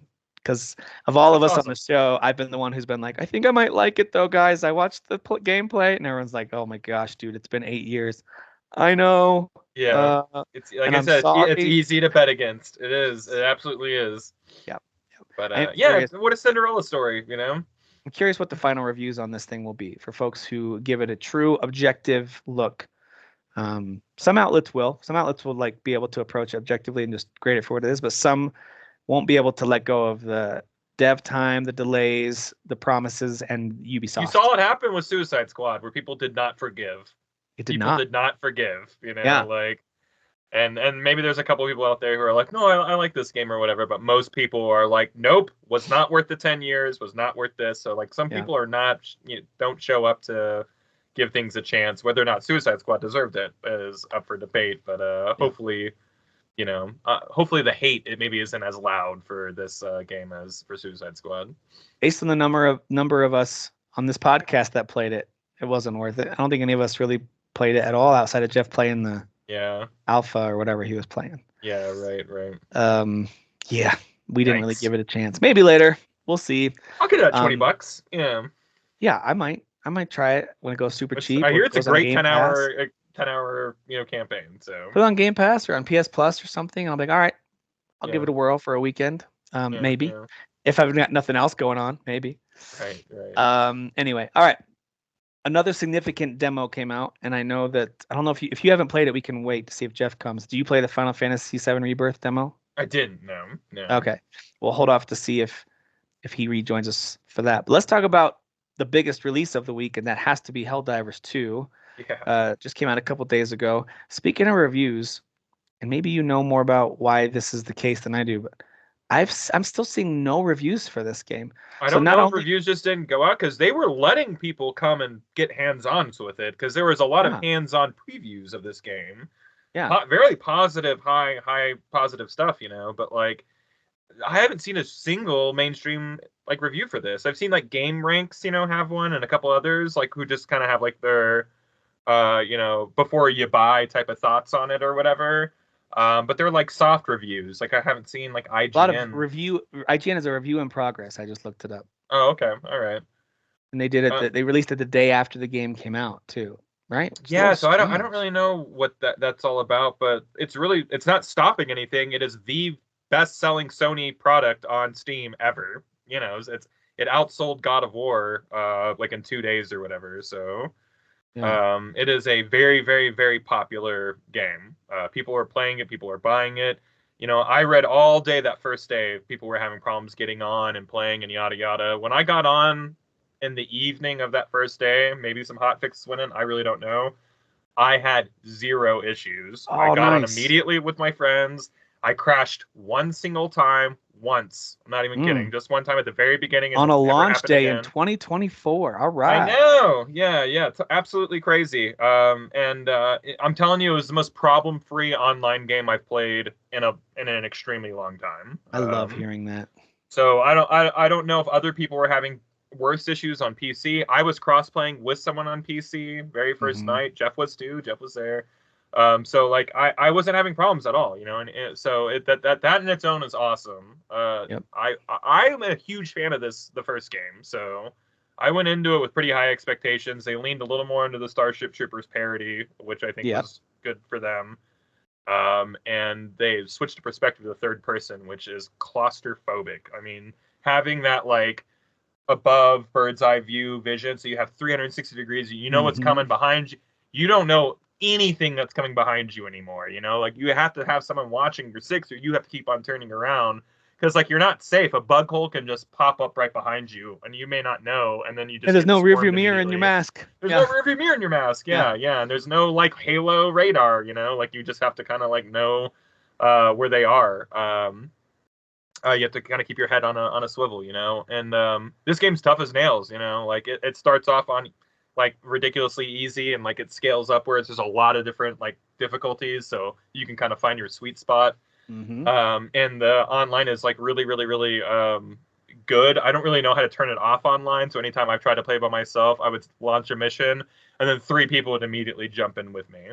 Oh, okay. And it was pretty easy. Like you don't have to really communicate. It's pretty easy to like give commands out and hey, I want to go here, and people just kind of follow you and stuff like that. So I was able to do some real good work by myself, but like I have been playing this game mostly with a group, and I it's like been that when a game structure is that you can team up with others online and it doesn't force you. Here's why. mhm. I don't like the stress of needing to meet someone else's expectations who I'm playing with Yeah, online. I like to play a game how I like to play it. If I'm yeah, playing with people I know, I can at least communicate to them and figure out like, hey, let's do this instead. But if I'm playing with people I don't know, I'm just like, I don't want to do this. I don't want to have to try yeah, to like either just follow like sheep or you know what I mean? So I like when a yeah. game has a nice, hey, there's a good way. Like Destiny 2, I think did a great job of this. I think I so never too. I, I never felt out of place as long as I did a decent job. Yeah, getting thrown into a strike in Destiny, like you know what Yeah. you're supposed to do, like Yeah. just do that. Yeah, I feel like both of these games have really good matchmaking. They're both very similar too. They're space games where you wear Hmm. capes, so they're both very similar That's games. true. Um, Same game sounds like wow. I didn't Same realize it was game the same in game. every way. Hmm. It's really cool, Interesting. man. There's a big war effort. Like, there's a global like map, all right, and like Super Earth is in the middle of it, all right, and then on like the east side of the map is the Tyranids or the tier I forget what they're calling, but that's what they are in 40K. Because this is just a Warhammer 40K game, pretty much, That's all it is. It's War. with It's storage gear. It's with Gears of Starship War. Troopers and At first, it's Gears of War came out first, and yeah, then it's it Gears of was War first. Starship Troopers. Yep, Then it was Warhammer. We you all know know it. this. Yeah, Yeah. we all know that was the order of things. Don't look up a Wikipedia on Yeah. that. Don't look that up. But like you're as a community, as a global community, are pushing forward through the star systems, planet by planet, taking them back from the bugs, Hmm. and like doing missions and stuff like that while you landing on these things. And there's a varied amount of different missions. There's a day-night cycle, you know, so like if you're like picking a mission on one side of the planet and you switch to the other side of the planet, you know, like it'll be nighttime on Oh, that that's side. cool. And there's a percentage bar that like everybody's working towards. When you percent a planet by 100, that planet's cleared, you move on to the next planet. I got to see one of the very first planets clear this afternoon, and like it was awesome. Like, you know, just seeing the bar fill up to 100%, and like, So you you spread know, you kind democracy successfely to that planet. yeah, Yeah. we really spread that freedom to this planet. You know, we Yeah, got those you filthy did. bugs out of there, and it was just like you know, you're not talking to everybody on the you know, there's no server to talk to people on, but like there was something about that. I was just like, we're all cheering right now, man. You know, we got this planet all the way done. We're moving on to the next planet. That's Every planet looks fun. completely different, has different like gaseous effects or fire effects or heat effects or snow effects. You know, like every planet's completely different, but it's all procedurally generated too. So when you're landing in, you're getting kind of a different layout of the same kind of planet every single time you go down. And so now How we're on many the second. planets are there? I don't know. Yeah, we're on the second tier of planets. Like we've just finished the first tier, Okay. and now we've pushed further out into the galaxy, and now we're on a second tier of planets with 2 new planets that we're trying to like clear out or whatever. And again, everyone as a community is doing this.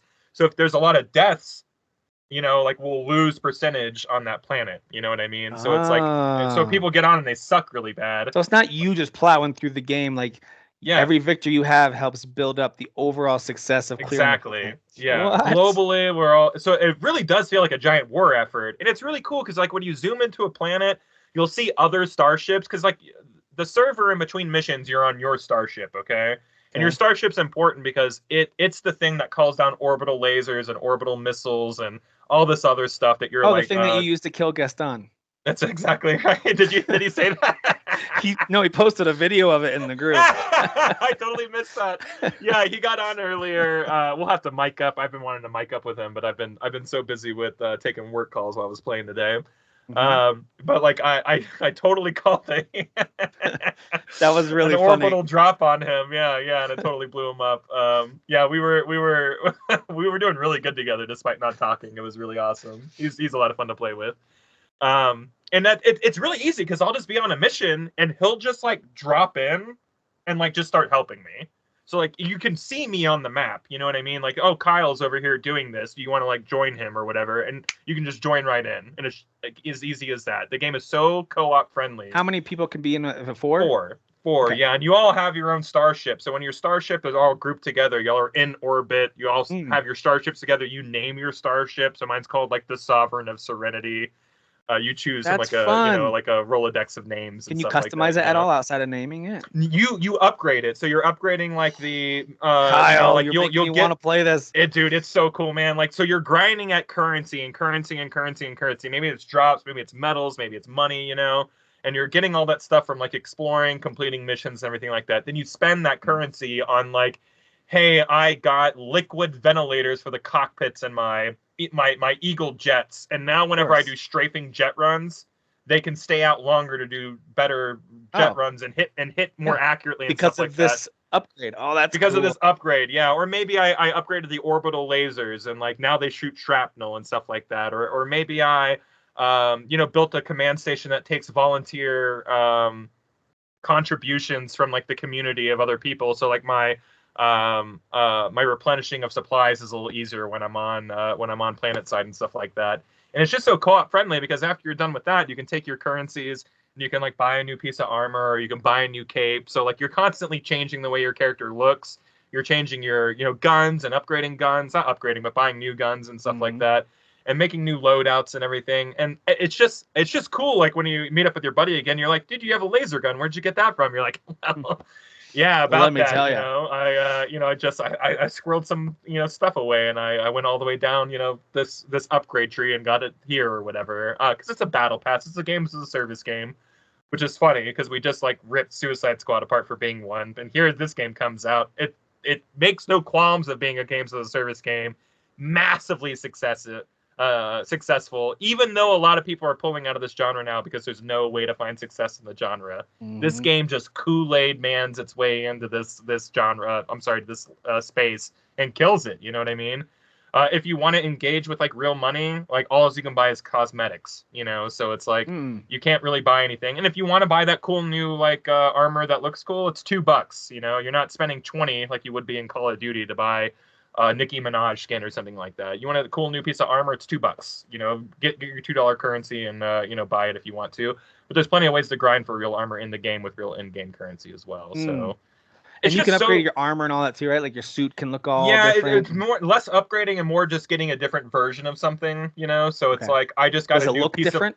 yeah. Oh yeah, everything is all about like cosmetics and looking different and everything Yeah. like that. There's heavy armor, there's medium armor, and there's light armor. Obviously, the more lighter, the more mobile you are. And you can change the way your cape look. I mean, you're using currency to buy new pieces of wear. And like the armor has stats, they may have like an attribute like, hey, this armor can have 2 more grenades, or this armor is a medic armor. It has 2 more stems to heal yourself with or other people with and stuff like that. So it's like you can really kind of create a character that's for you. And I'm telling you, the amount of like different types of like orbital strikes and like strafing jet runs that you can do with carpet bombs, stuff like that. It's crazy. So if I wanted to kill Gaston in 100 different ways, I could, because there are that many different types of like lasers and you know, orbital like missiles and stuff like that. Gaston, So I'm like sorry he picks on you so much. That's just not what nice. hey, So first off, it was on accident, but also I knew I kind of had to show my dominance a little bit too. You know, I hear all these stories about burning down Valheim villages and sinking sea our of Sea of Thieves, Thieves boat. you know, boats Yep. and stuff like Yep. that. Yep. Yeah, so it was totally on accident though. He was a good sport Yeah. though. Totally. Well, that's nice to see because I know on Steam it had a mixed review average at Yeah. first. It's back up to 76%, mostly positive. Okay. So I think it had to do mostly with those connection issues early on. I could be wrong. I think they moved on that quick too. I think there was a Twitter X, you know, comment like about it like really early in the day. And by again, I started playing by 5 o'clock Mountain Time that day, a Mm. launch day, and I had a flawless experience. So after like playing games like Outriders and stuff like that were broken for like months after release, and after even like Diablo, like that those Mm. first like 2 weeks, like trying to get in with people was like, hey, you had to try like 10 times, but hey, on that 11th time, you know, like you got in, you got to play that day, you got to play that night. It was just you kind of had to slam your head against the wall a little bit. Yeah, at a quick glance, the negative ones are. There's one that says he doesn't like the progression and all that stuff. Progression's awesome. Yeah, it's It sounds grindy. like it is. It's a very grindy game. I will say that. You know, servers are garbage.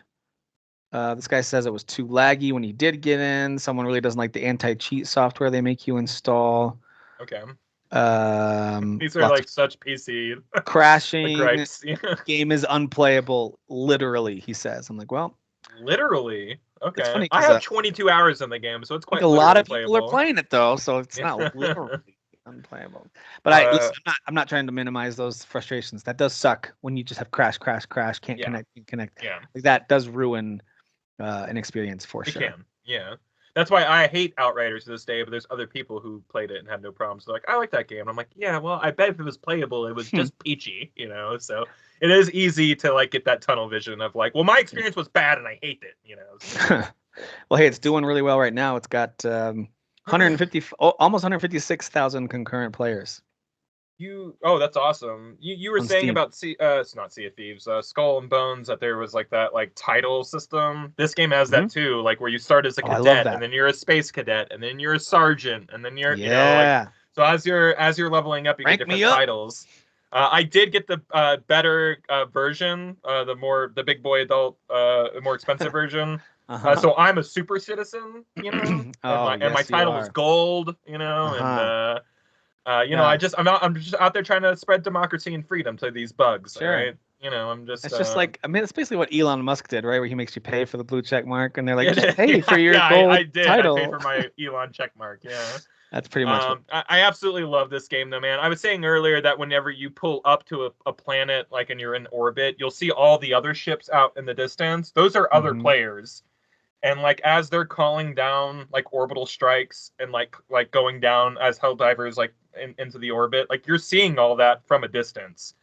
And I don't know how live that is, you know, but it's just a nice touch to remind you that like, hey, you're all doing this together. You're all in this together. So like even though you might not see a million concurrent players, however many people are playing, like that is how many people are playing, and it is directly reflective of like your environment and stuff like that. Even when you're on planet side, you can look up and you'll see like ships off in the back, distance, like doing other missions and stuff like that. So it's just cool, man. I love this game so much. For $40, it's really hard to go wrong for a game of this nature. The loop is already there for me. The missions can be repetitive in the nature of the definition of the word, of that you are doing the same thing kind of over and over again. But it's just about increasing that difficulty and trying out new stratagems or different types of way of interacting with the weaponry that kind of breathes that life into that cycle. So and when you go to a new planet, like it's just new enough where you're like, oh, we're somewhere new. Oh, and after we won that first planet, the automatrons activated. So on the west side of the planet, now we have this marching army of robots, sentient robots, who are now on their way to Super to kill them. And we brought the fight to them. So like we went to their home world, and like you can start fighting that fight if you want to. So there's 2 war fronts going on. Dang. And fighting the automatrons are completely different because they shoot at you. They're sentient. They're not dumb hive hive bugs. They're shooting. They're a technologically advanced race. You know what I mean? So like you have to engage with them differently. You have to bring different weapons in. You have to start like thinking about crafting shields, to throw down and stuff like that, like for plasma shields, so like block projectiles, which again, like you wouldn't bring into the bug fight because they don't shoot at you. So I just like that there's like, okay, I'm done fighting bugs now. I'm gonna go enlist into the automatron fight. I'm gonna go fight those sentient, metal bucket heads. So that's awesome. Excellent game, man. I'm just absolutely in love with it. And I was a big shoe. I knew this game was gonna be fun for me. I didn't think it was gonna be this good. Like I'm totally blown away by how good it is. So I love when that happens. Same, yeah. I was looking because I saw earlier on CD keys. It must just be so popular right now that their copies of it sold out. They had it for $34 on CD keys. Oh wow. But yeah, now it's up to 42, which is funny because that's more expensive than it is on Steam. You just buy it for 40. Yeah. So anyway, but yeah, that's $40. It's not. I mean, what am I waiting for? That's not much. If a $70 game dropped to 40, I'd be like, ooh, I'd grab it. So yeah, this does look like a lot of fun. Man, it looks awesome actually. Some of the screenshots legs, too. The first game had a lot of legs, so like as seasons went through and as the Warfront got pushed forward, like things were just different. Like today, they're running special effects. So like the special effect that's inactive today for the globe is a railgun. So you have access to a railgun to call in at any time. While you're planet side. So and who knows what tomorrow's effect is going to be. So I just like that they do a good way of like engaging with different types of ways to play the game. So and again, that's like awesome. Things could change completely different. Like as time goes on. So. Or it could not at all. Maybe this is all we get, and like I don't know. That's the gamble with live service games, is you never know. Suicide Squad apparently has no legs. It's built for a game that you're supposed to play over and over and over again, and apparently once you beat it, you're like, well, do that again. Yeah. Well, everything you just did, do it again. I did see that, and I don't know how accurate it is or how much of a spike it got, but Arkham Knight got a spike of players. That's after funny. Suicide Squad released. I don't know how many, but I just saw that. I wanted that message loud and clear, right? Like they have to be like, okay, yeah, we get it. All right. Oh, single player. Oh, Batman. Yeah. Oh, make it good. Batman. Yeah, dang. Oh, that guy. That's right. Yeah. To be fair, Avengers had the same problem. Like you beat the game and it's like, hey, now do all that stuff you just did. You do different variations of that. Just keep doing those. You're like, well, we don't want to, and they're like, well, that's all we made. So sorry. Which is so sad because the first act of that game had me so hooked. Yeah, and I like the campaign of that game. Like it is pretty fun. It's just when you beat that game and it's like, now go grind forever. You're like, no thanks. I'm not gonna do that. Yeah. But we want you to grind for all 17 characters too. You're like, super now. I'm super. But I mean, even until it went to look at the map to find your mission. Up until that moment. Yeah, I wish it would have just everything before that. I thought was like top tier AAA single player experience with could do multiplayer if you wanted to, but like so good storytelling. The recruiting was fun. The character dialogue, I was like, man, didn't pull any punches. The dialogue was good. The voice acting was really good. So I was having such a good time with that game. I could have really loved that game more if they had to be a live service game. You don't even see that map until you roll credits on that game, which is kind of what it seems like Suicide Squad does, where it's like, no, you don't even know that we're a grindy game until like the credits roll, and then we're like, all right, And then we'll make you grind. yeah. So Um, yeah. So I think, Marvel's Avengers is always fun to kind of crap on, but it did have a very strong first couple hours, for sure. yeah. Really, I really strong. played Like that game on and off for a even couple of going years. to So get like recruiting Tony Stark was one of the most memorable things. It was so good. Like when you have to go yeah, recruit him from his like after everyone's in hiding for years. I don't know. It's all very good, man. I like the writing of I like that that game a stuff. lot, and I do like Going to the space to save a certain character in case you haven't, I don't know, part whatever. was so cool. That Yeah, was that part was awesome. so cool. It Yeah. was so cool.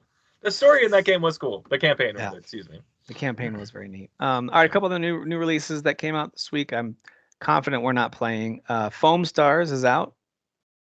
Nope, not playing it. Okay, but it's No. out. I think it's on PS Plus too, so we absolutely could, but I'm not. I don't And know. then I feel like my ability to want to play a good game is keeping me from. So I couldn't play that game actually, Tim. I honestly couldn't. couldn't do it. The Inquisitor is out, which is a very double A, maybe single A, kind of third person action adventure looking game. It's not getting good reviews. But it looked interesting. Like screenshots for a game can make you go, "Oh, they're doing something here," and then you actually play it, you go, "Oh, never mind." Yeah. Like they're not delivering. So anyway, that is out though as well. I'm going to talk about a couple of the demos that I've played, and then if Jeff does end up joining us, we'll let him go through any that I didn't list that he played. Okay.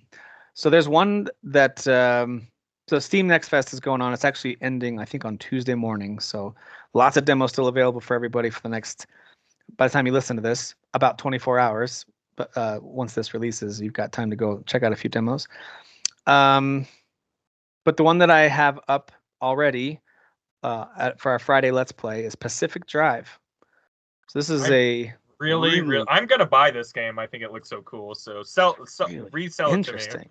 Yeah, so it's a think like story wise and kind of settings and like the radio staticiness kind of gives me Oxenfree vibes a little bit where I'm like, what's going on? There's these weird signals coming in. Is there an alternate dimension? Like you have all these kind of weird supernatural radio frequency things happening. So there's that element to it.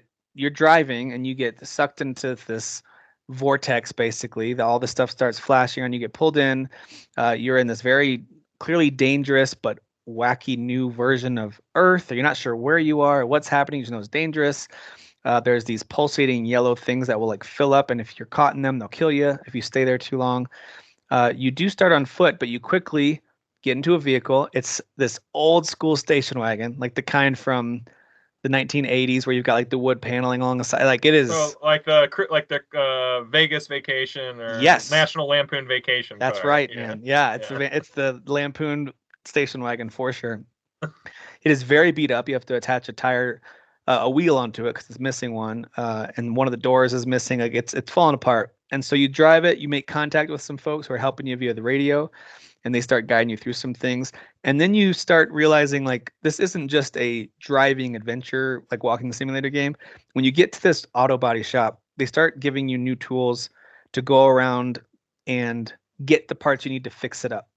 So you get this, I forget the name of it. There's this tool that like, I think it might be a grinder, but there's this grinding tool. You can go up to old cars or doors or almost any object in the game and grind it, and it will bust that thing into pieces, and you pick up the pieces. You scrap metal and It's this game's pickaxe or whatever. Yeah. basically that's exactly it. You're mining with this tool, and then you use those things, go back to the workbench. If you don't have the blueprint, you try to find it or you get it, whatever, and then you build the thing. I'm like, oh, this is like a crafting survival station wagon adventure game. Like I don't know how else to describe it. Holiday Road starts playing in the background. Oh, God, I really wish. But yeah, I fixed up my station wagon, which was very satisfying because all of a sudden it looked cool. You add the storage elements in the back where now you can store items back there. You can craft while you're on the road. You can kind of park, open up your trunk, and craft back there if you want to. And then you installed, I mean, it kind of feels like a Ghostbuster car by the time you're done fixing it all up and prepping it for your adventure. You even install like this this lady who's on the radio is telling you how to install this kind of computer where you can scan for things, and there's a screen like you're a cop, but it's so supernatural and 80s looking. It looks like a Ghostbusters thing, and it's sitting beside you, and you can kind of anytime you want, like while you're driving, look at the screen and kind of see this information and where Uh, you're going and your map. I don't know. It's all very. It has a very specific vibe to it, and I really dig what they're it's doing. Pacific Northwest, right? Like that's kind of the area it's supposed to be. That's what I think it is. If they told me, I Yeah. didn't pay enough attention to see, like, I Okay. don't think Yeah. they said a city, but yes, it feels very much like Washington State, Oregon, maybe. Yeah. Yeah, or Northern California, maybe. But yeah, it has that vibe to it for sure. So yeah, and so I didn't get super far. I got to, um, I found my first little like, uh, I guess it's a campsite. It kind of looked like a couple of mobile homes or something that had these plasma generators that I needed something out of. So I had to Mhm. go collect these materials to make the tool I needed, this Is it pretty impact. obvious what you're supposed to be doing? Like, are Yeah, you they do tell you what to do, which is okay? nice. Okay. Yeah. Some of the menus are a little convoluted. Like it took me a second because it said go to the menu and add this to your to-do list. I could not figure out where that was, and finally I found it. You have to kind of go into your blueprints, find the one that you need, and then click on the keyboard. At least I had to tap C to add it to my list, and I was like, I got oh, you. I see. Like, Yeah. it, and it did have it highlighted, to be fair, but I just Mhm. wasn't sure exactly where to look. Part of me wants you to like not let me advance until I hit the like go to your menu. You know how sometimes games will do that? They Yeah. won't let you advance until you hit all the buttons to get where you need to go Yeah. to do the thing. It doesn't do that, but it was intuitive enough that I was able to find what I needed. Okay. So I get this impact hammer, which is my next tool that essentially charges back, and then I mean, it looks like you're trying to break in a door as a cop to like bust a criminal or something, because it truly just shoots out this big rod of metal that boom and just busts whatever's in front of it. So I got an impact hammer, and I was grabbing plasma pieces from these generators, and man, I was getting pumped. I was like, this is gonna be a fun game when it comes out. I think next week. I think it comes out Okay. next Nice. or in 2 weeks. Anyway, it comes out soon. It comes out in February here in the next week or two. It looks like a lot of fun. What I played, I thought it played well. The driving is fine. It's not bad, but it's also not like, oh, it's Grand Theft Auto. I can wheel around everywhere. It's very simple Yeah. controls, very simple. Like you even have to like look at the key to turn it on. Look at the stick shift and actually click put it into drive. But you have to Mhm. do those things. So little touches of simulation elements to it without being so nitpicky that you're annoyed, you know? Yeah. I don't know. I liked it. I thought it's very unique. And the idea of using a station wagon with lots of radio signals and old yet new looking tech, it just has a vibe that I really dig. I really like Cool. it. Yeah. Yeah. Yeah. I'm gonna pick this one up too. So Yeah, that looks it's a really good cool. one. I like what they're going for. I think they're delivering on this kind of adventure sort of Art survival. survival. Yeah. Yeah, yeah, yeah. I like what they're doing. Um, so that one's good. And you can also watch the first, I think it was like 35-ish minutes of that demo on our YouTube channel if anyone's interested in that. All right, backpack battles. I don't really recommend this one. I thought it was kind of stupid. At first, I thought it was an interesting idea where it was like manage your inventory at these little shops, and you have only, it's like a little puzzle. You have a certain space in your backpack to put all these special items, and then you go into battle, and then it just auto battles against other human players, and you either win or lose based on what was in your bag and stuff like that. So the concept of it seemed fine. It looked colorful and fun. I just lost interest instantly because I was just like, I think when I lose control over what's happening in a game, they have to do it so well that I'm okay with it. And this one I kind of lost. I had no interest in going back to the little shop and refilling my bag and rearranging things and trying again. So if that interests you, give Backpack Battles a try. I don't like it, so I uninstalled that one. Well, I uninstalled most of these because they're demos, but I'm not going to get Backpack Battles. Yeah. Um, I played Gift, which is you're this little diver character. It's got great art style to it. It is a side-scrolling kind of puzzle platformer, I guess you could say. Comes out in April, I think. Um, but this one is the visuals of it are great, and it's got great vibes. It's got great piano music. The controls are very floaty, but a lot of side-scrolling platformers do this. That I think it makes it more forgiving. It's not a precision platformer at all, like Celeste or something, or Prince of Persia, where you have to get it perfect or you're dead. This is much more floaty, and your character really, stays in the air for a while. And so, Yeah, it's fine. A lot of pushing little crates around to grab onto a chain, to swing to that platform, to open this door, to help this little girl back to her mom. You're on this giant Titanic-sized boat that's sinking or has sunk. I can't really tell. Um, but there's damage everywhere. There's water filling up as you make it through your way through the levels. And it's fine. It's not something that now I'm going to buy, but I do find the visuals and music appealing. Gameplay, maybe less so. But yeah, it's a cool looking game. All right, I'm gonna keep moving. Listfanga, the Time Shift Warrior by the Quantic Dream spinoff team. Oh, cool. Okay, yeah. So this one is an isometric action game, really creative. At first, I thought, all right, you're gonna give me a strong attack, a weak attack, strong attack, and magic attack, and a dodge or something. I just kind of assumed I've done this. We've done this before. I get it. Yeah. So yeah, they have those things, but when you enter a battle, it actually pauses and lets you view the whole arena. All right, now you're gonna fight these enemies. And you kind of have to. At first, I didn't really think that it mattered. I was like, just let me start fighting them. But you have a time limit. If you don't defeat them within a certain time limit, you're dead. You have this little meter that will run down, and you lose. You have to defeat them in a certain amount of time. So the reason that you're the time shift warrior is that you and your remnants, which are versions of you from the past, have to work together to beat everything. So let's say that you've got a main center path and then two paths on the side, and all have enemies. You take your first character up the left side, defeat everybody. That one runs out of time, and then the battle resets. Those enemies are alive again, and then your second one starts. A ghost of you called a remnant goes and does what you just did, and it kills those. And so now you do a different run, and then the third time you do a different run. So like, Okay. the way that they do it is you're working with yourself. It's kind of like a puzzle action game because you have to Interesting. figure Yeah. strategy action game maybe is a better way to put it.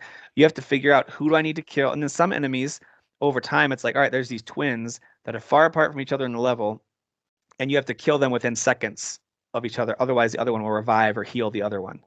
So you have to Interesting. time it where one of your remnants will go and kill it, and you have to be at the same time killing the other one. That way, it dies for real. And then maybe your third remnant can kill things up the middle or whatever.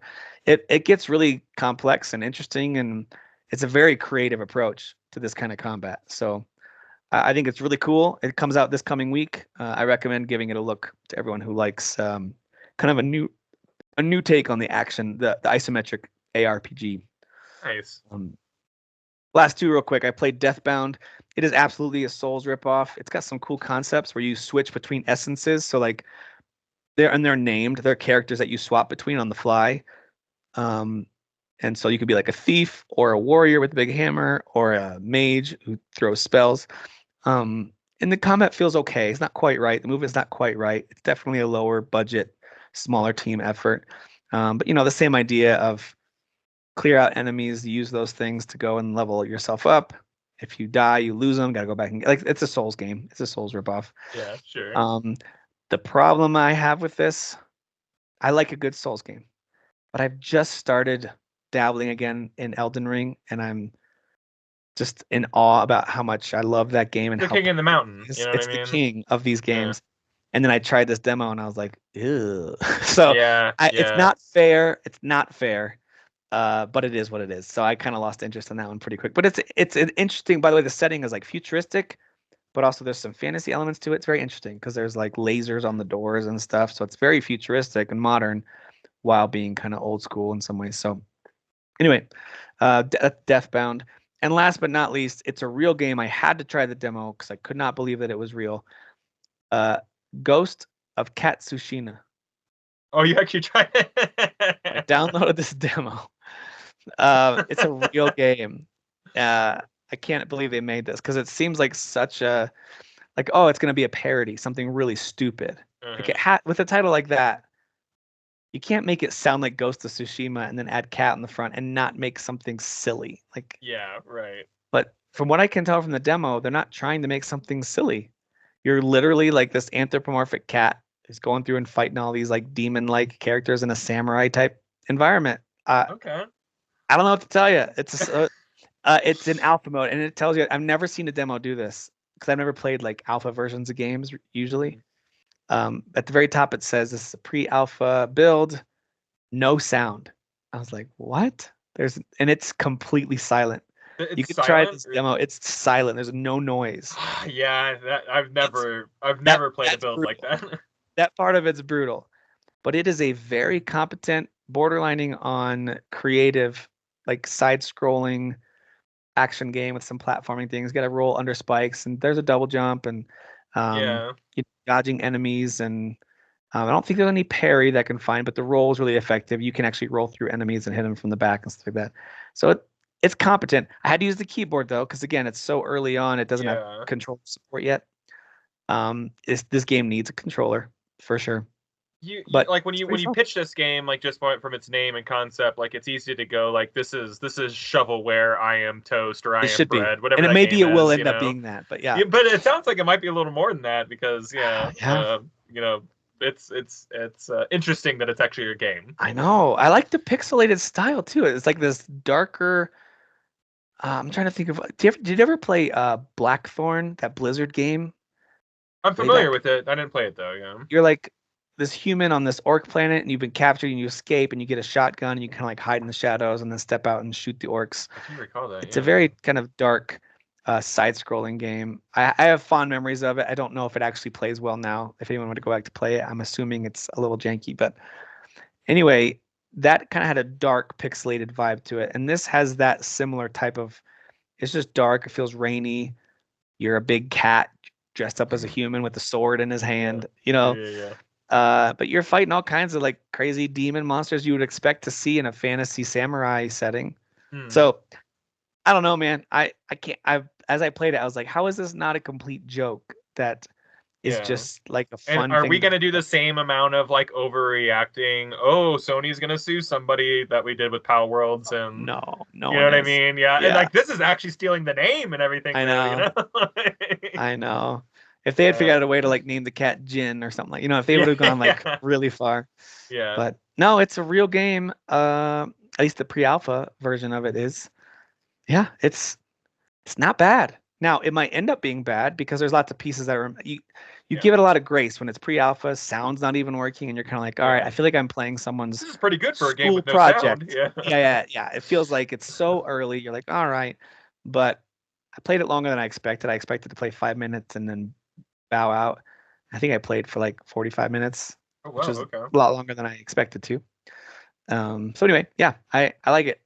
Will I buy it? I don't know, but I've got my eye on it because I'm curious what this thing ends up Hmm. being, if it ends up being a real thing. And I'm curious how it sounds, guys. It was quiet. It was super quiet. Yeah, yeah. Right. Um, all right. I don't know. Do we need to wait for Jeff, or should I talk I about? don't know. I don't think he's. I think it's a no go. If I had It to take might a be a guess. no go. All right, but we will start. We'll do the at the very end. We'll talk about Rebirth State of Play and my thoughts on the demo. That's how we'll close it out. And if Cool. Jeff is Yeah. here, he can chime in Yeah. on that too. Let's go over a few headlines though. Some interesting stuff has been happening. In some cases, not always positive, of course.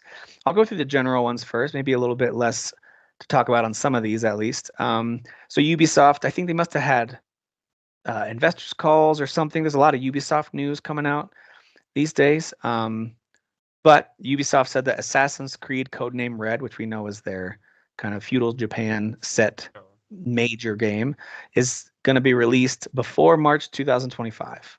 That's their goal right now. yeah. So if you know Ubisoft, think of their history with Assassin's Creed. That's a holiday game for them. So they're going to want that bad boy. Uh, Best case scenario for them, probably October, because then it's out, gets some sales, then gets another wave of sales with the two major holidays. Um, could be November. They've released Assassin's Creed in November. So they've gone as far as to release Far Valhalla the Cry. first week of December. Far So Cry was released in December as well. Like there were some Far Cries that were, that's right. yeah, maybe one or two of them. Yeah. So they are not opposed to getting a December release. Yep, that's true. So that's cool to hear. I am very excited to see what that is because I know Valhalla. I think most people agree, even if they liked it, because I liked it a lot. Um, I like Valhalla a lot too. but it is Yeah. a step down from my overall experience with Origin and Odyssey, which I I did love. not beat Valhalla. Yeah, like I put like 60 hours into it, and I go, I'm okay. Like I know how this Yeah. story ends. I know history. I know Vikings. So Hmm. you're not going Yeah. to surprise me with with some Yeah. unhistorical thing or whatever. But Like really fun game. It was high up on my list that year. I like it, dude. I mean those worlds are so fun to be in. I just think at some point, like the cycle gets a little like, okay, Yeah, yeah, doing another there raid, there huh? was something Okay, about it that was that wasn't as engaging as Odyssey, and not as exotic, I guess. Something about Origins was so unique. I had never been able to explore Egypt before. I don't know. It was all yeah, very unique. it And then felt really Odyssey, unique. to Yeah, me, the gameplay of this style that they've invented, I thought Odyssey was the best of all those. I And agree with that. Valhalla to me was a little bit of a step back, even though I still liked it a lot. Hmm. I I did would like say taking my Valhalla boat is down the the is the rivers. more is the time period and thing I'm more interested in too. Me Like I too. like Yeah, Vikings, you know, but more than Greek time. Me, I am the same way. yeah, Um, and the idea of taking your boat down the river and raiding villages was fun. it was cool. Yeah, Um, but yeah, I think a lot of the things in that game were fun and then wore off really. I was like, I don't want to do that again though. Like I'm good. yeah, I don't know what it yeah. was. I don't know. I can't really put my finger on it outside of saying, I like the settlement building and upgrade it. Like, dude, yeah, there's that so was many things fun. I love about that game. But yeah, I just think that like you have a 40-hour version of that game. Can you please make it?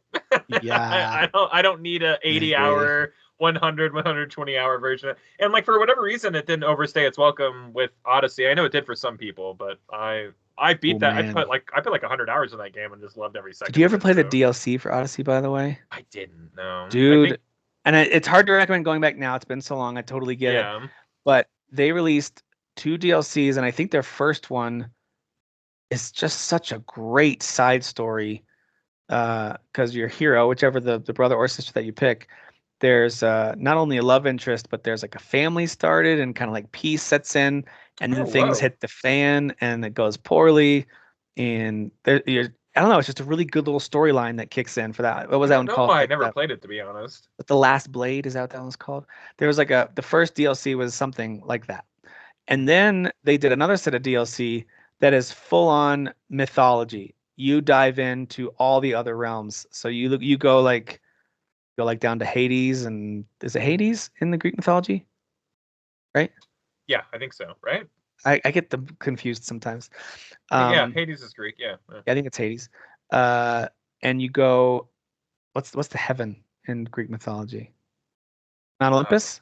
yeah, well, that's where the gods live. I guess I really don't know what the heaven is So called or whatever. you go to the various kingdoms of the gods in Hmm. that second DLC, and they are like mini open areas now to explore with all new challenges, new enemies, new bosses to face. Valhalla did that kind of too, where it's like you're gonna go to like hang out with Odin and stuff like Yes, that. Yeah, yeah, yes. So the DLC for Odyssey was kind of their first dive into some of that, and it was really well made.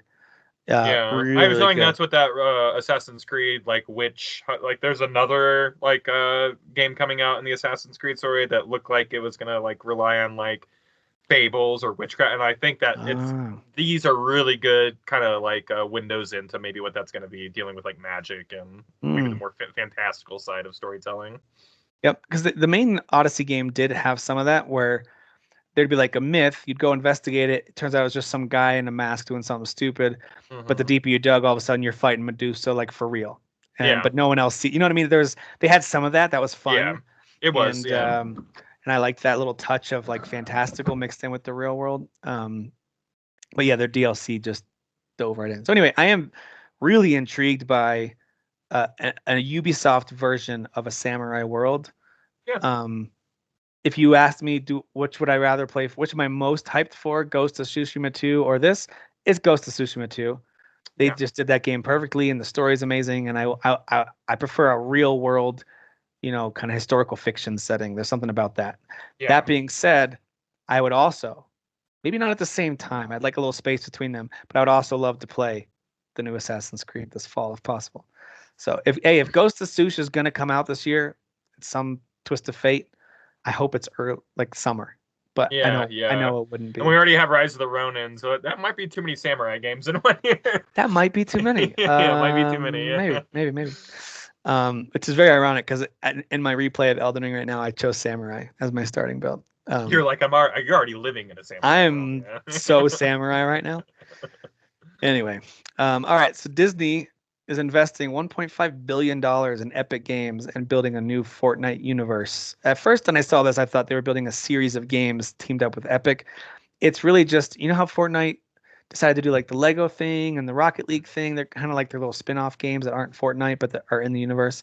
It sounds like it's that, where Okay. they're going to build a persistent universe, kind of like a Disneyland slash Disney World experience where you can play, watch, shop, and engage with content, characters, and stories from Disney, Pixar, Marvel, Star Wars, Avatar, and more. It sounds like a big advertising world, basically. Yeah, yeah. This is like Disney trying so hard not to be involved with games, so they're just like, we're gonna let somebody else, kind of do something for us, which is fine. There was a time where Disney was really involved with games, and they actually made pretty good games.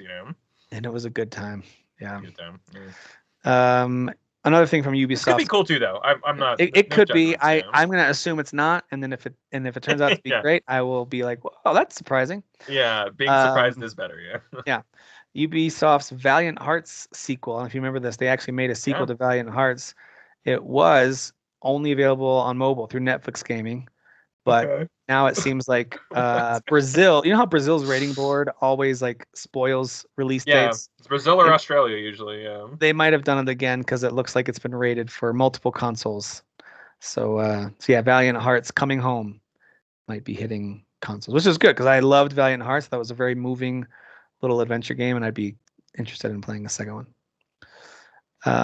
Hogwarts Legacy. Oh, Jeff needs to hear this. Jeff, this one's for you, buddy. Hogwarts Legacy has officially cleared Zelda as Mhm. 2023's best-selling game worldwide. Wow. Yeah. The MO of this podcast to continue to kick Zelda while it's down is just amazing to me. No, I think that's great. That if I'm reading this correctly, unless I'm missing some piece of data, that means Call of Duty finished third. Yeah, that's a good way to look at it. Yeah, absolutely. Yeah.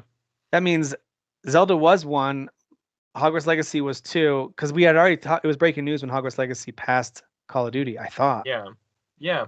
That's right. Um, so I'm not sure if that's totally accurate. If Zelda Or did maybe have, we were looking at just domestic numbers for that comparison. I don't yeah, that know. could have been Yeah, the case. I'm not But sure. yeah, best-selling game worldwide officially from 2023 is Hogwarts Legacy. And I'll tell you what, I really hope that means that whoever's in charge of gaming creation over there, WB, and I hope that means Mhm. they make more single-player experiences with the IP that they have. Oh my gosh, right? Stop, Yes. because they've said, oh, it's all about live experiences. It's all about milking the people for like we've heard these quotes that have Yeah, come out milk. Hey, about. I want to be milked. For things that I like milk it up, man. Like I have nipples, Greg. Can you milk uh, me? yeah, Um, I've got milk for days, man. Like I'm s- ready for it. Please make more single player experiences made by people who love the IP, like Yes, Hogwarts Legacy. I love that game. Like it's in we my top can 10 of make the good year. IP Love it. games now. It's Yes. possible. Yeah, it's so proven, time and time Yep. again that like yeah, you get the right team behind something, like magic can happen. Yep. That game is absolutely incredible. Um, so let's keep moving on here. But yeah, congrats to Hogwarts Legacy and its Good fans. job, I mean, that's Hogwarts. well deserved. I'm so glad it sold well. It's always sad to me when a game that is, I think of Mad Max, because I Yeah, put Mad Max in a similar category to that. It was based off an IP and it was very high quality. It was a lot of such a fun. good. That game is so What a outstanding. fun game, but it Yeah, did not sell well, so they just yeah. left it. And that was the WB, wasn't it? Wasn't that WB? You might be right. I'm not 100%, but yeah, you could be But right. I don't think the sales warranted any another look for sequels or No, and that more game is content or anything. so good. It's The game is so so good. outstanding. They're Yeah. like, "Hey, do you like Arkham style combat?" Yeah. Well, we have that. Hey, do you like car combat? Yeah, I like that. Hey, do you know that cool caravan scene like in Mad Max Fury Road? Do you want to do that in a video game? Yeah. Yeah. Yeah, it's in there. It's all in there. And I just love the world, and I love the Uh, ability to just, I don't know, as you got upgraded things, that you go when your further car into the gets most world. powerful, dude, you feel like such a badass driving around, Man, I just love swinging like at everything. shooting, the grappling gun and like ripping Yes. pieces off of. Oh, that game was so outstanding. So that's an example of when an excellent game kind of gets shelved and never talked about again outside of the Yeah, fans like us. Uh, but they're not going to look at it again because what did it yeah, do with sales? Probably not much. Hogwarts Legacy moved the needle in the whole industry with this stuff. So yeah. I know at least we'll get more Hogwarts Legacy content, which is a relief. I want more of that world, that gameplay. I love it. Um, but I hope we get more IP like that from WB and not just their They're an IP house. They have so many things that they could so just many. go game. Yes. Let's make it happen. Yeah, agreed. Take-Two, I don't know if you remember this. There was a new action RPG from the Ori developer that was revealed. I think that was at the Game Awards. It wasn't too long ago. It was at some event where we saw this Vaguely game recall, called yeah. No Rest for the Wicked. It might have been Okay, earlier than yeah. that, but we saw the preview for it. I remember thinking like, this kind of has an Ori vibe to it. Like it's an isometric game, but you can kind of tell like there's something about it. So it's made by Moon Studios, the Ori developer. It's getting published by Private Division, a Take-Two publisher. And but it's been pushed back a little bit. It was going to hit first quarter, so sometime in the next 6 weeks. Now they're saying it should arrive before July, but it's a whole like it's not polished, it's not ready yet, but it's only going to be early access on Steam. So is what I that was to me one of the bigger takeaways. I thought it was coming out on everything. It's going to be on Steam early access uh, later this year. Mhm. So there you go. I am excited for that. It looks good. All right, this one's for Dan. Super Mario RPG, the remake, has already comfortably outsold the original. After only 6 weeks, it surpassed the sales of the original game, which is Amazing. crazy. So the original sold 2.14 million. Keep in mind that's actually a pretty significant number for back then. Yeah, Um, gaming was very niche at that time, so it yeah. was. It was. Now it wasn't like we have to make an instant sequel, of course, which is why one of the reasons probably why we didn't see a scramble to get a sequel or to collaborate again in that Yeah. way. And probably collaborations were pretty tough back then too, I think so, and I Yeah. think that's probably why you saw them shift gears with the way the Paper Mario series took off. Mm-hmm. They focused in on that one instead. And then the Mario and Luigi series, remember that? And the Game Boy Advance and stuff? Yeah. Those were Oh fun yeah. little games. Yeah.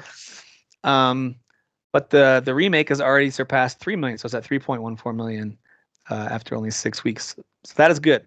I mean, it helps Great to have an game. install base of what I think is now like the third best selling console of all time in the Nintendo Switch. That's So awesome. yeah, it helps to have that install base in order to sell a lot of copies of your game. Those they did it again, man. Nintendo just figures out every. It's I'm assuming I feel like every other console, like they're like, we missed on that one. We nailed this one. So like it makes me kind of worried about this one coming up. But like it's just interesting to see them hit so hard after like the Wii U. Yep. Like talk about striking gold in such a huge way. Agreed. Yeah, they're expecting they have released a forecast of 141 million sold by March. Wow. So that means they're not quite there. I think they're in the high 130s right now. Of course, sales are slowing, which is to be expected. Their last major kind of earth-shattering release was Zelda from last year. They've had other big releases, but their last one that kind of was a cultural thing was Zelda. So that's been 10 months ago, 9 months ago. And also, there's all the talk about the Switch successor, and everyone's thinking it's coming out this year or early next year. Like, as soon as that news breaks, whatever sales momentum they have with the Switch is going to go down dramatically. Now, if they are smart, I've seen companies do this before where they'll come out with a new version or a cheaper version or price drop, or I could see that happening too, right, for the Switch. So that could help sales stay healthy for a while. Yeah, you lower the price and bundle it with Zelda. Yep.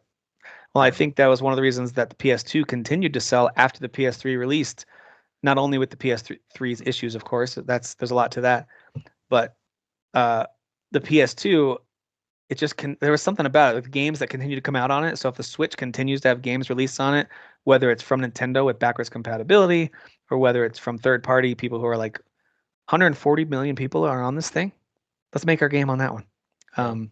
Hey, I've played Game Dev Tycoon. I know what you're supposed to do. Yeah, exactly. Me too. Yeah. Yeah. I know how that works. Yeah, that's exactly how it works. So yeah, that's another piece of news is that with them forecasting that means they would need 15 million more to overtake the number two console, sorry, the Nintendo DS. Wow. At 154. And then it's within 1 million of the number one game, PlayStation 2, at 155 million. That's amazing. It's interesting that Nintendo has the two spots in the top three, though. Right? Yeah. That is crazy. So Microsoft nowhere to be seen. Even if the Switch sales drop off and it never sells, it doesn't sell 10 million more. Let's say it never hits 150 million. That's an insane number of sales for a console. Yeah, that is absolutely. So impressive. But anyway, so yeah, good job, Nintendo. Like you needed kudos from us for some reason, but good job, I guess. You can sleep at night now. So the FTC was complaining about Microsoft's decision to cut Activision Blizzard jobs in this court filing. So if you guys remember, we've talked a couple times about the layoffs that happened, and that continue to happen in some companies. Um, but yeah, there was this complaint from the FTC about Microsoft doing what they said they wouldn't in this, in their agreements. But Microsoft's counter to that, and I'm guessing they've got proof of this. Otherwise, it's a pretty wild thing to say if there's no proof for this, is that Activision was already planning to cut a significant number of jobs pre-merger. Now, if I'm FTC and I'm already kind of ticked off at Microsoft for all this, I'm like, I want to see the exact I want to see number. the receipts. Yeah, show me exact, like, were they going to fire, was it 1,900 people? Is that the number they were going to fire? Was that it exactly? Or did you guys tweak that a little bit? Was it 9 and you made it 1,900? You know what I'm saying? Right. So yeah, that's it. It's funny that like that piece of the drama continues, but that's not even nearly the most compelling Microsoft news out of this week. This coming week, we're going to hear from Phil Spencer because things have gotten loud around what is Xbox doing, what is the future of Xbox exclusives, especially because we started to hear things. We've talked about a few of the rumors that popped up, like is Hi-Fi Rush coming to Switch? Wait, is it maybe coming to PlayStation? There were some whispers about that, and then it became a few other games. We've always talked about, would they ever put Game Pass elsewhere? And I think they've always sounded open to that. We'll put Game Pass on any platform that'll have it. I think Phil's always been pretty vocal about like I want Game Pass everywhere. So like that was always the goal. I agree. And so but I don't know if I ever in my mind thought like any means PlayStation. Like I don't. I always thought he meant Nintendo in my mind. Yeah, Nintendo or PC. Like I just I never thought PlayStation, but let him move. Yeah, if that's what's happening, we'll find out this week because Phil did one of his tweets, which he's been doing since he's been in charge over there. We hear you. We're listening. You'll get answers from us. And someone has put up some quotes of his where he's responded to really angry, like significant fans, influencers, and others in the industry. He's responded to that type of thing. We hear you and we're listening, and you'll get more answers here. So he tweeted something out, or X posted. I don't know what it is anymore.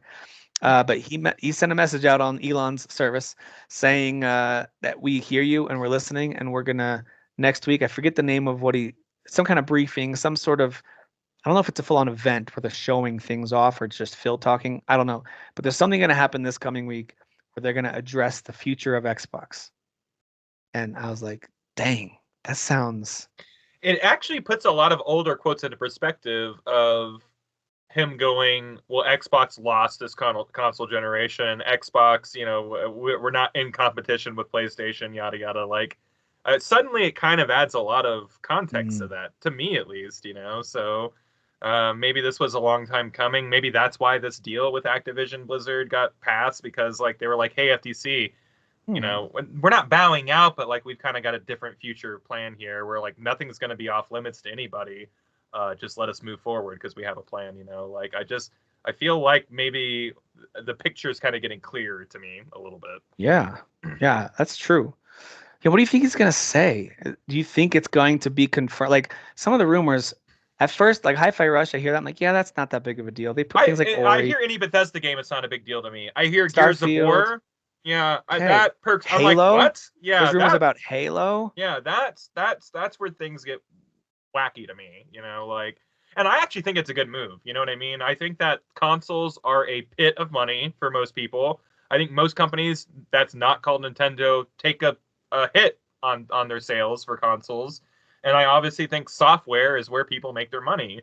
So if Microsoft's trying to be a software-focused company, now suddenly them buying 15 studios in 2 years makes sense. Now suddenly all these big moves that why are they doing this? This is so weird. It all kind of makes more sense now if this is all true that they're going. It allows them to stay in the industry without necessarily feeling that compulsion to be a hardware manufacturer. Yeah, now I know it sounds like it's not different, but to be a platform manufacturer where you're creating a service, which is I think what they're trying to go for here with Game Pass, I think now that becomes something new, and now that you're doing something different where you're not in direct competition with Sony anymore. And they still can create devices like Yeah, tablets and yeah. phones and other type of in-between devices Your where, Amazon Fire Sticks, but maybe hey, it's this includes Xbox. 6 months of Game Pass or whatever, and they don't have Yeah, to worry about trying to push you to Xbox anymore. And maybe yeah, even the word Xbox starts to become almost an app that you have.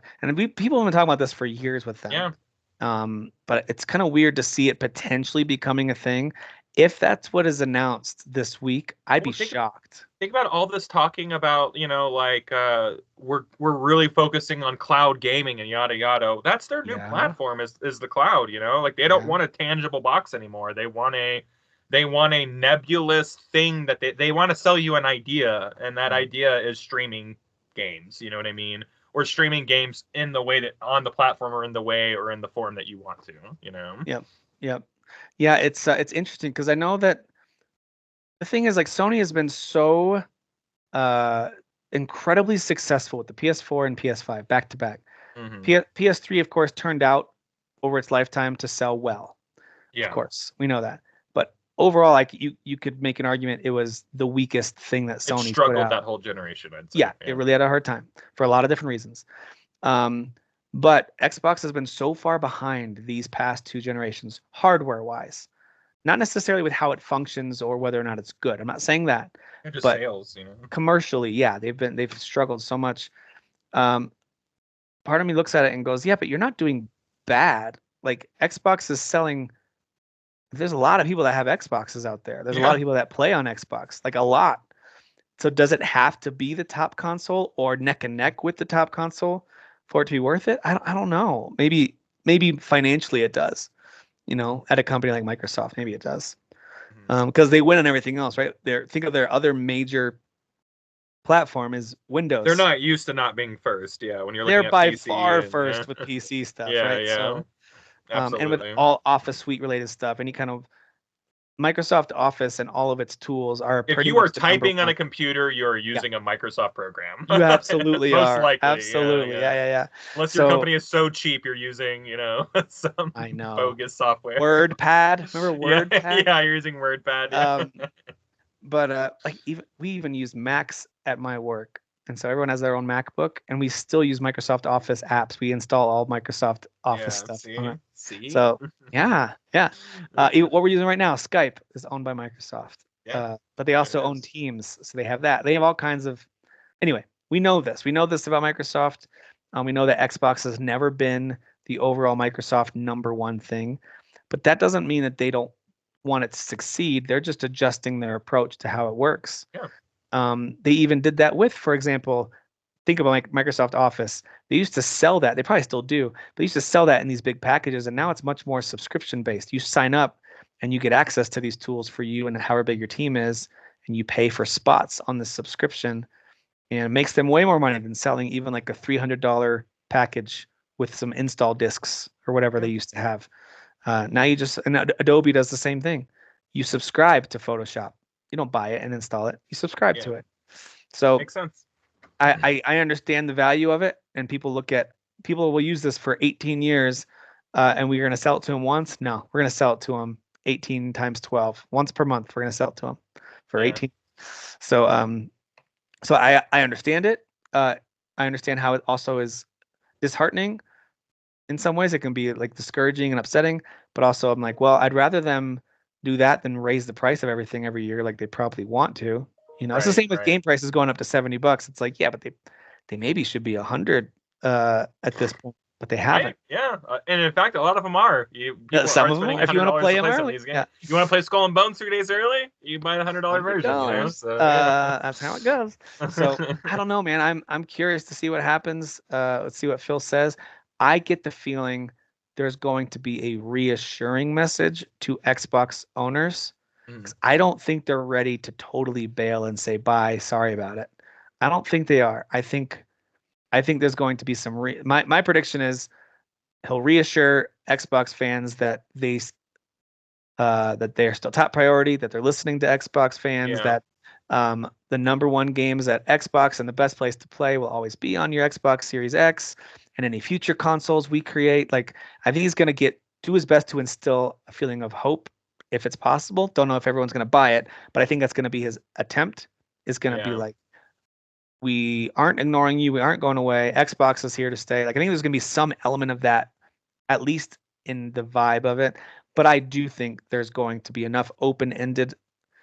I don't think he's gonna say anything for real. I think we're gonna end it and go like, wait, what did he actually say there? Yeah, I don't know how clear things are gonna be. Because I think it's gonna come down to like we're also looking at the future of gaming and where people play, and we want to bring Game Pass and our games to where people are. Like, I think there's going to be some sort of like cryptic, we don't have contracts signed yet messaging, where we're gonna end it going, okay, so what are they doing? Now I could be wrong. He could come out and say, yeah, no, this was we're done making Xboxes and remove like he could, but I just don't think so. I think it's gonna be much more Phil Spencer, he's a salesman, he's a PR guy.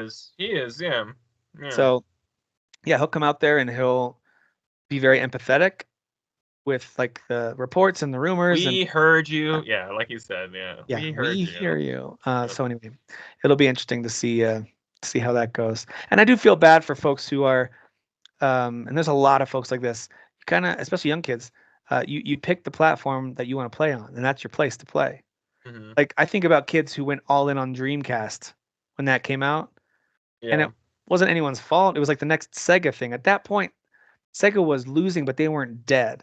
So Sega, and people love that. I mean, your diehard Sega people, they're like, man, the controller pad with like the little dumb picture. I'm not convinced they could have made a better console at that time. It was sharp, it played well, the controller was cool, had a little screen on it and stuff like thing. Yeah. Like I thought it was a very good console from Sega.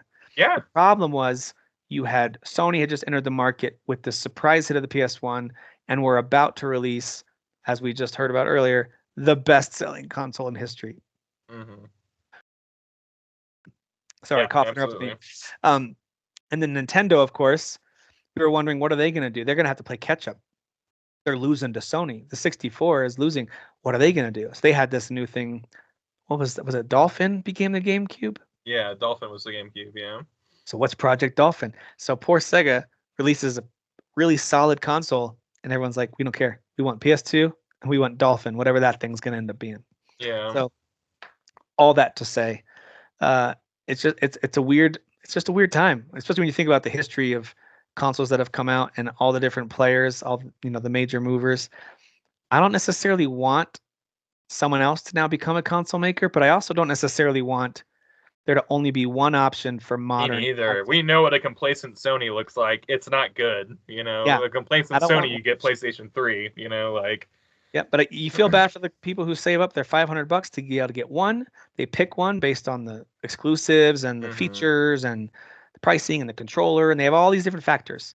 Yeah. And usually these two companies make relatively equal consoles. And then outside of that, they're not equal based on personal preference. They're different enough where people buy both, like you and me. I have both. Almost everybody on this podcast. That's right. And I think they're both worth. I think they're both worth a purchase. Absolutely. So yeah, it is. It's just it's a very weird time, man. I feel like there's some big changes in 2024 happening as this year unfolds.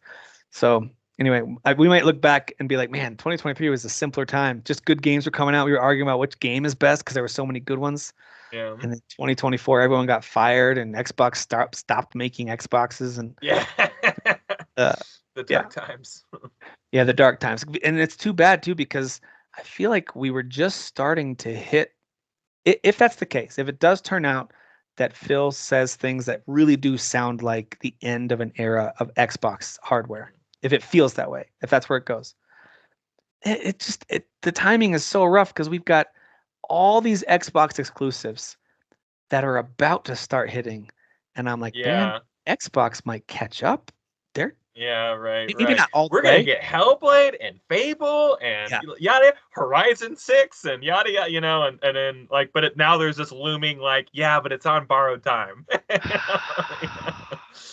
I know. I hope not, man.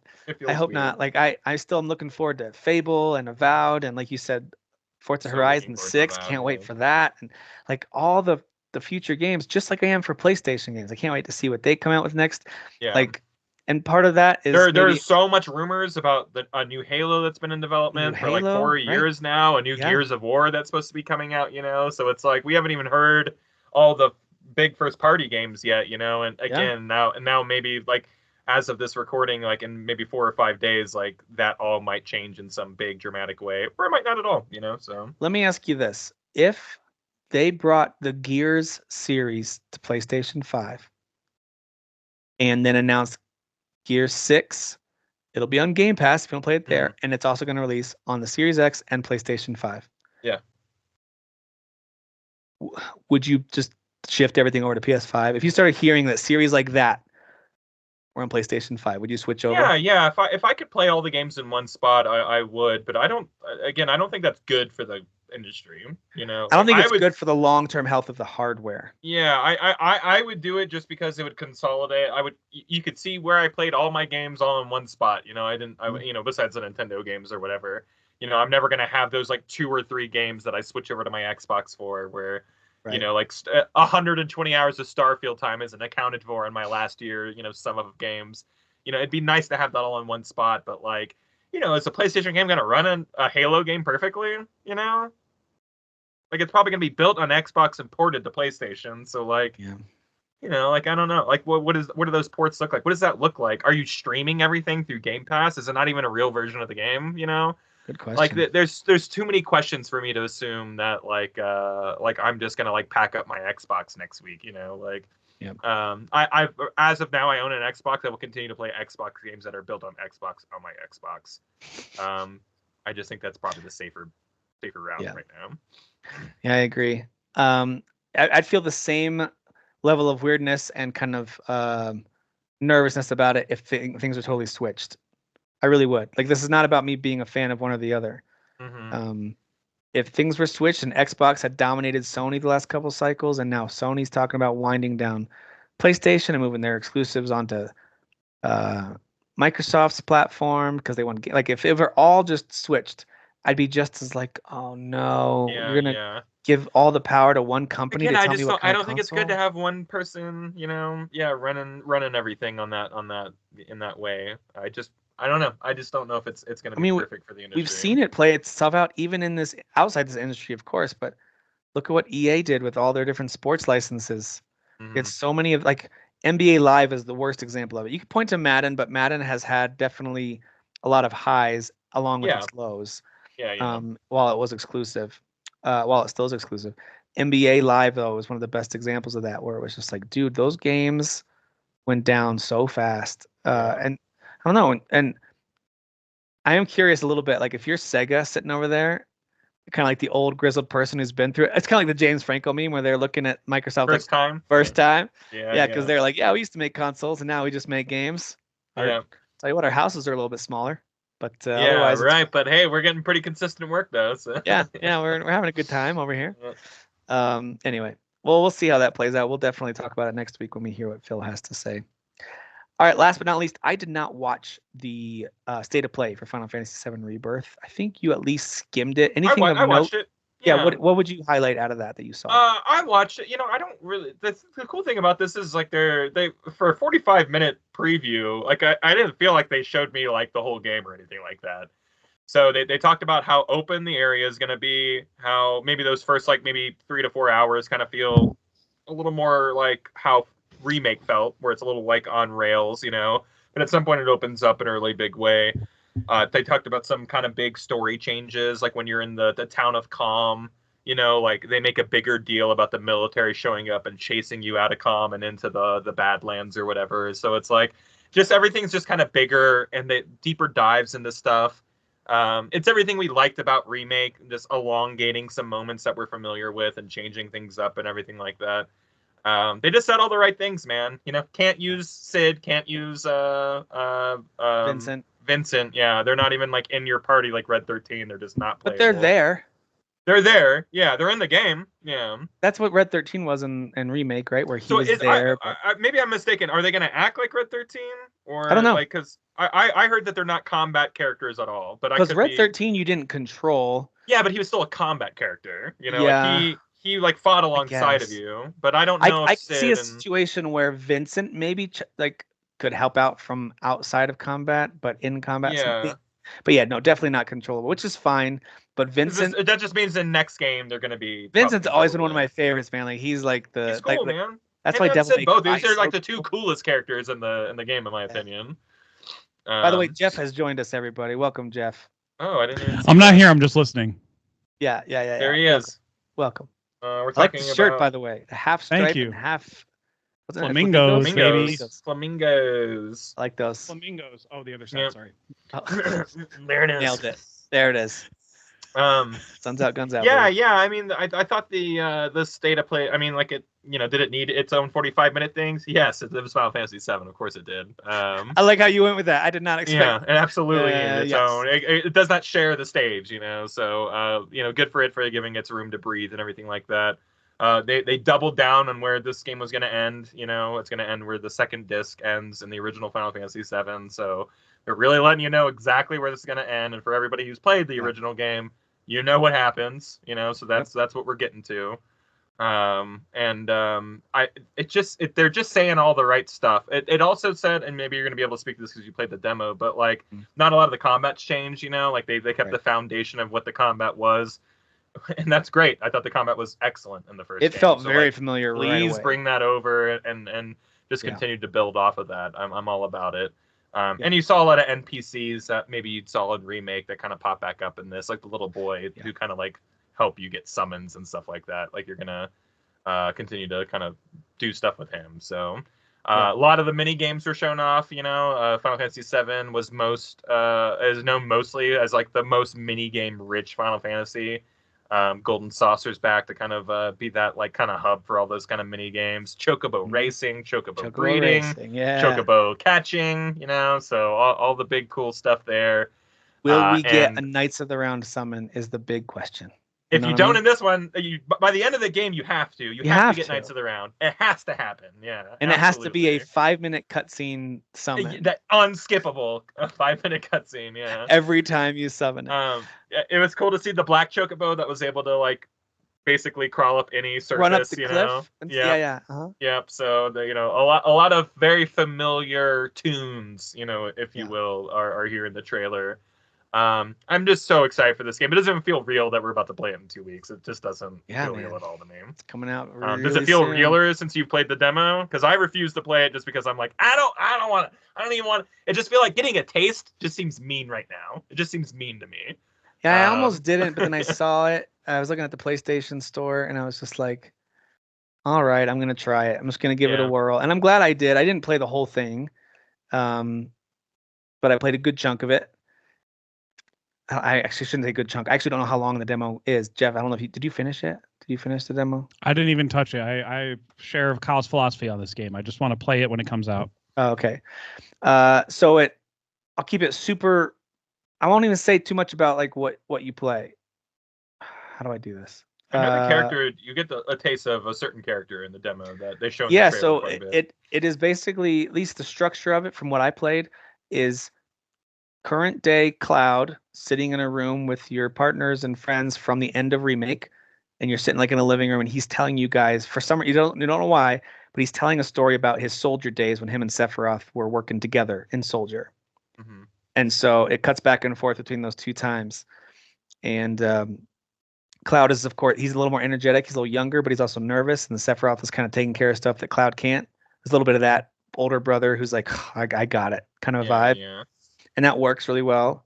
And so then you get to fight some stuff. And yeah, it's a good time. You get to see younger Tifa because you go back to your hometown to do some stuff. But yeah, man, it is gorgeous. It looks absolutely amazing. It controls great, and the combat feels so familiar. It felt like going right back. I was like, oh yeah, I remember this now. Mm. It was enough to make me reinstall it on my PC because I really am. I'm tempted to jump into Intergrade. Yeah. Go through the story, maybe mainline it a little more than I did in my first playthrough, and then do the Yuffie DLC. So we'll see if I do that. Like technically, we got what is today the 10th for recording this. We got, I guess, 18 days. I guess you could say 18 full days. It's just like a 60-hour game. You'll be all right. I could do it, guys. I could do it. I got nothing else going on in my life. Yeah. But anyway, yeah, it's of course gorgeous. The music is amazing again. No shocker there at all. Yeah. Yeah, it's really, really good. The state of play also talked about the better like bond system in this game. So there was kind of a bond system in the original game where like things that you did kind of loosely changed your outcome with whomever you were trying to appease in the With first the big game. date moment at the end. It was like a date moment, yeah. And now like that's been expanded on in a big way, where like you do a lot of stuff to interact like kind of with your bonds and stuff. So I'm really interested to see kind of how that play out. We're all gonna get to choose our girlfriends, guys. That's what it is. It's gonna happen. Yeah. I hope you get to choose Barrett because that'd be hilarious. I think you do get to like. I think you can go on a date with Barrett if you will, but I don't know if it's romantic. I don't really know. Yeah, I think in the original you could, right? Where it was like I thought so. Yeah. A dude night. I don't think I ever did that. Yeah. I was a simp for Tifa. I always went for Tifa. I couldn't help it. Yeah. At least in the old school game, I just couldn't help it. All right. So it's awesome. I cannot wait for this. Really pumped for it. Of course, our buddy Dan. That's the only game in 2024 that he will play. He will not buy another game this year. He has played nothing new this year already. We're 6 weeks in. He's played nothing new, and he will play nothing new until maybe Rise of the Ronin a couple months after that. You know what I mean? Like, come on. Yeah. That's all we'll he's see. Yeah. But yeah, this is it's an awesome one, and I totally dig it, and I highly recommend giving it a try. And Jeff, you were telling me there's a second demo coming out before the game comes out. Yeah, right? on the 21st. Yeah, and it's more of the open world exploration in one of the regions. I can't remember which one. It starts with a J, I think. Okay, nice. Yeah. Very excited for this.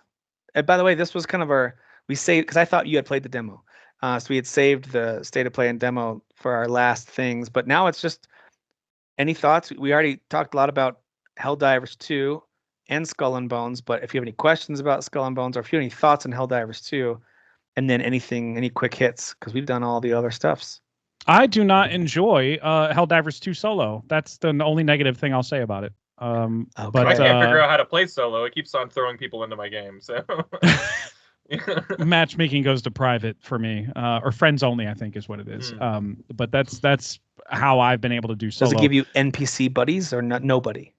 Nobody. No. If I turn matchmaking to public, people just jump in and out.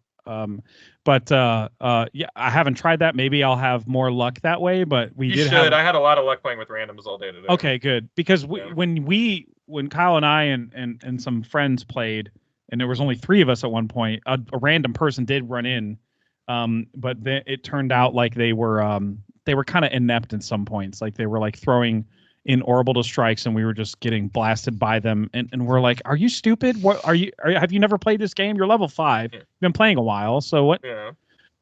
So it's a crapshoot really when you do public, but Also, at least solo I'm pretty dolo. Sure I've been killed more by my own teammates than randoms online too. That's true. That's true. Yeah, we have one in particular that it kind of enjoys doing that. Yeah. But whatever. It's actually kind of fun, especially when you're delirious and super late at night. It can be fun, yeah. There was a laughing attack at the end of the very first night. But for the most part, I just played like a couple rounds by myself, only on trivial difficulty, because when I'm on easy by myself, I get overwhelmed. Even though it's easy, I get overwhelmed. Like I just get surrounded really, really quickly. I'm very surprised by that because it's quote unquote easy.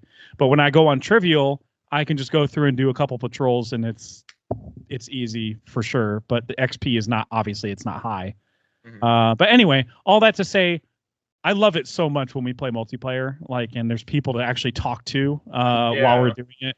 God, that's so much fun, man. It's very fun, yeah. There was a moment where we shot off a nuke the other night, and I had no idea that you could do that. And we shot off a nuke, and we shot off a missile, and I was like, cool, that missile went up. And then you hear this big blow, this big rumble, and you look over and you see the mushroom cloud, and you see the fallout wave rushing forward. Yeah.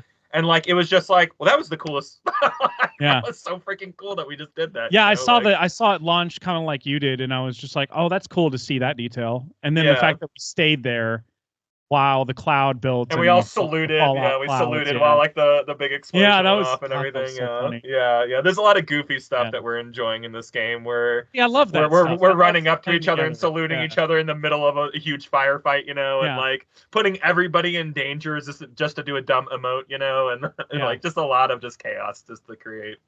That's awesome. I do love the especially in the multiplayer aspect where I've started to acclimate to doing a supply role, which is kind of, I guess, this game's version of like a support role, where I call down a supply pack and it becomes a backpack. Which, by the way, a backpack takes a different slot for you than if you were to call down a laser cannon, or if you were to call down a stalwart, or any other type of automatic rifle that acts as your third special support weapon.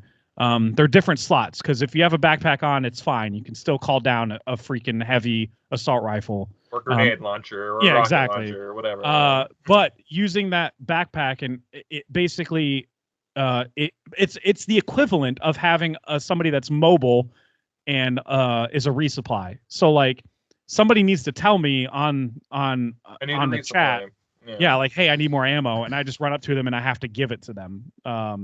So that's kind of, I like that role. That role is really cool. But it doesn't really work with randos. Like they'll kind of, I don't know, they'll have to do a dance or something to get my attention if they want. Yeah. No, because I don't have chat enabled for randos. That's weird. That's weirdo stuff. Anyway, I love strangers. The game. Yeah, I'm not doing that. I don't even like doing that on my job. And I do that a lot at my job. But they pay me for that. So I certainly am not going to do it for fun. But I do love the game so much. It's easily like, I mean, I love Prince of Persia probably the most of the new games that have come out so far. So it's probably number 2 behind that, in terms of. Yeah, a good co-op game. These days, they really feel like they come very few and far between. Like, sometimes, like, there'll be a cool multiplayer game that's like competitive. You're co-oping with your buddies, but it's a competitive. This is all PvE. It's just you, 3 buddies fighting against the game. And like, I wish we got more ones that were this much quality. This much fun.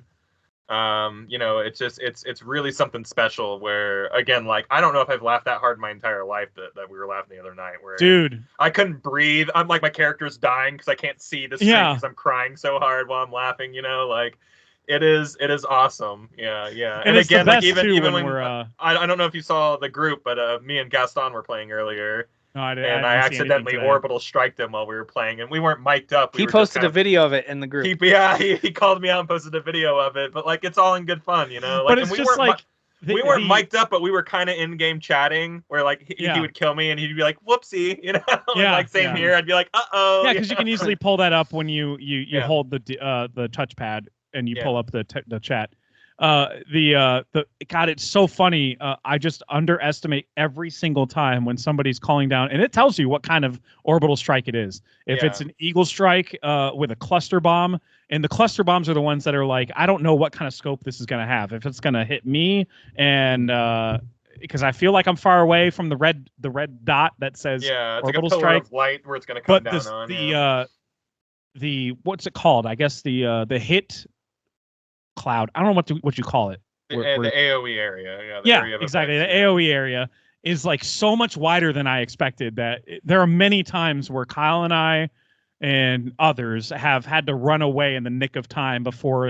There's a sick dive button too, where it's like you can like dive out, and like there's so many times where I've like dove in off a cliff and into cover as like a huge explosion that's like hitting behind me. Yeah. And like, it just creates this huge cinematic moment or whatever, Right. And the amount of times I've like killed a little guy, and then from its body, like a bigger guy comes over the hill, like it just, there's so many moments where like it induces like a scream, like, oh, it is stressful. It can get stressful. Gets so far out of control where like suddenly there's 3 big guys on the screen. You're like, we're not equipped for this. We didn't bring in, what we need to destroy these guys. It's just, God, it's so funny how, like, because there's an AI director going on in the background where it's like, they haven't had trouble in a while. We're going to throw a lot of extra stuff at them. So maybe they're doing an objective, and then like 2 bug breaches happens where bugs just start coming out of the ground at random, Right. It's just, the game really knows how to keep you on your toes. So even though you're kind of doing the same few objectives, like the way that it can spin out of control is so unique to every run,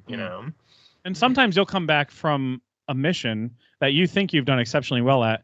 You won't level up enough. You won't get enough medals that you'll be like, okay, well, I guess I'll just go back out and do another mission. It happens, I mean, because the grind is serious in this game. That's another negative. That could be a drawback for a lot of people, maybe myself included, because I'm not willing to commit to that degree.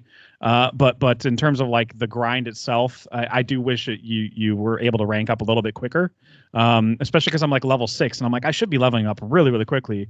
Like when you compare it to games that are kind of doing similar things like Division 2, Destiny, whatever, I feel like I level up way faster in those games.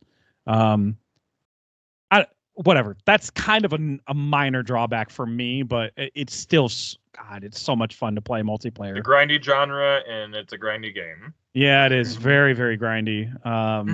But it's what people want who want to spend hours playing this thing. Yeah. People want this game to have legs. And if you got to level 50 on the first weekend, like the climb, which is impossible. But but I'm just saying, like, if that was even available, like the game would be over like in a week. Yeah, exactly. So. Like Diablo 4 would be like, for some people, they were like, they ranked up to 6, whatever the highest was, and they're like, I guess I'm done with the game, right? So and they moved on. That was a lot of people's gripes with the game, was like, you leveled up way too quickly. But I feel like there's a middle ground somewhere in there. Yeah, I agree. Yeah. But people that were clamoring for something that was kind of like COD, but they were tired of the same old bullcrap being fed to them by COD every single year or quarter, seemingly. This is like going to scratch an itch for sure for those people. I feel like Outriders tried to occupy this space a few years ago before it crashed and burned. And again, there's not a lot of 4-player focused co-op games out there, and like Outriders could have really shined, and it just didn't. And that's why it didn't have legs. Whereas like this game might have the opportunity to really stick around if the developer creates legs for it. So yeah, definitely. That's. I mean, I've been loving my time with that. Skull and Bones. I am the only main thing I'm curious about is, as far as your experience with the beta is, will you buy it at launch based on your experience with it? I was telling Kyle that I was leaning no before I played it, thinking $70. It's a Ubisoft game. Well, it is a quadruple A game. You got to consider that. Quadruple A. But I was just like, I don't.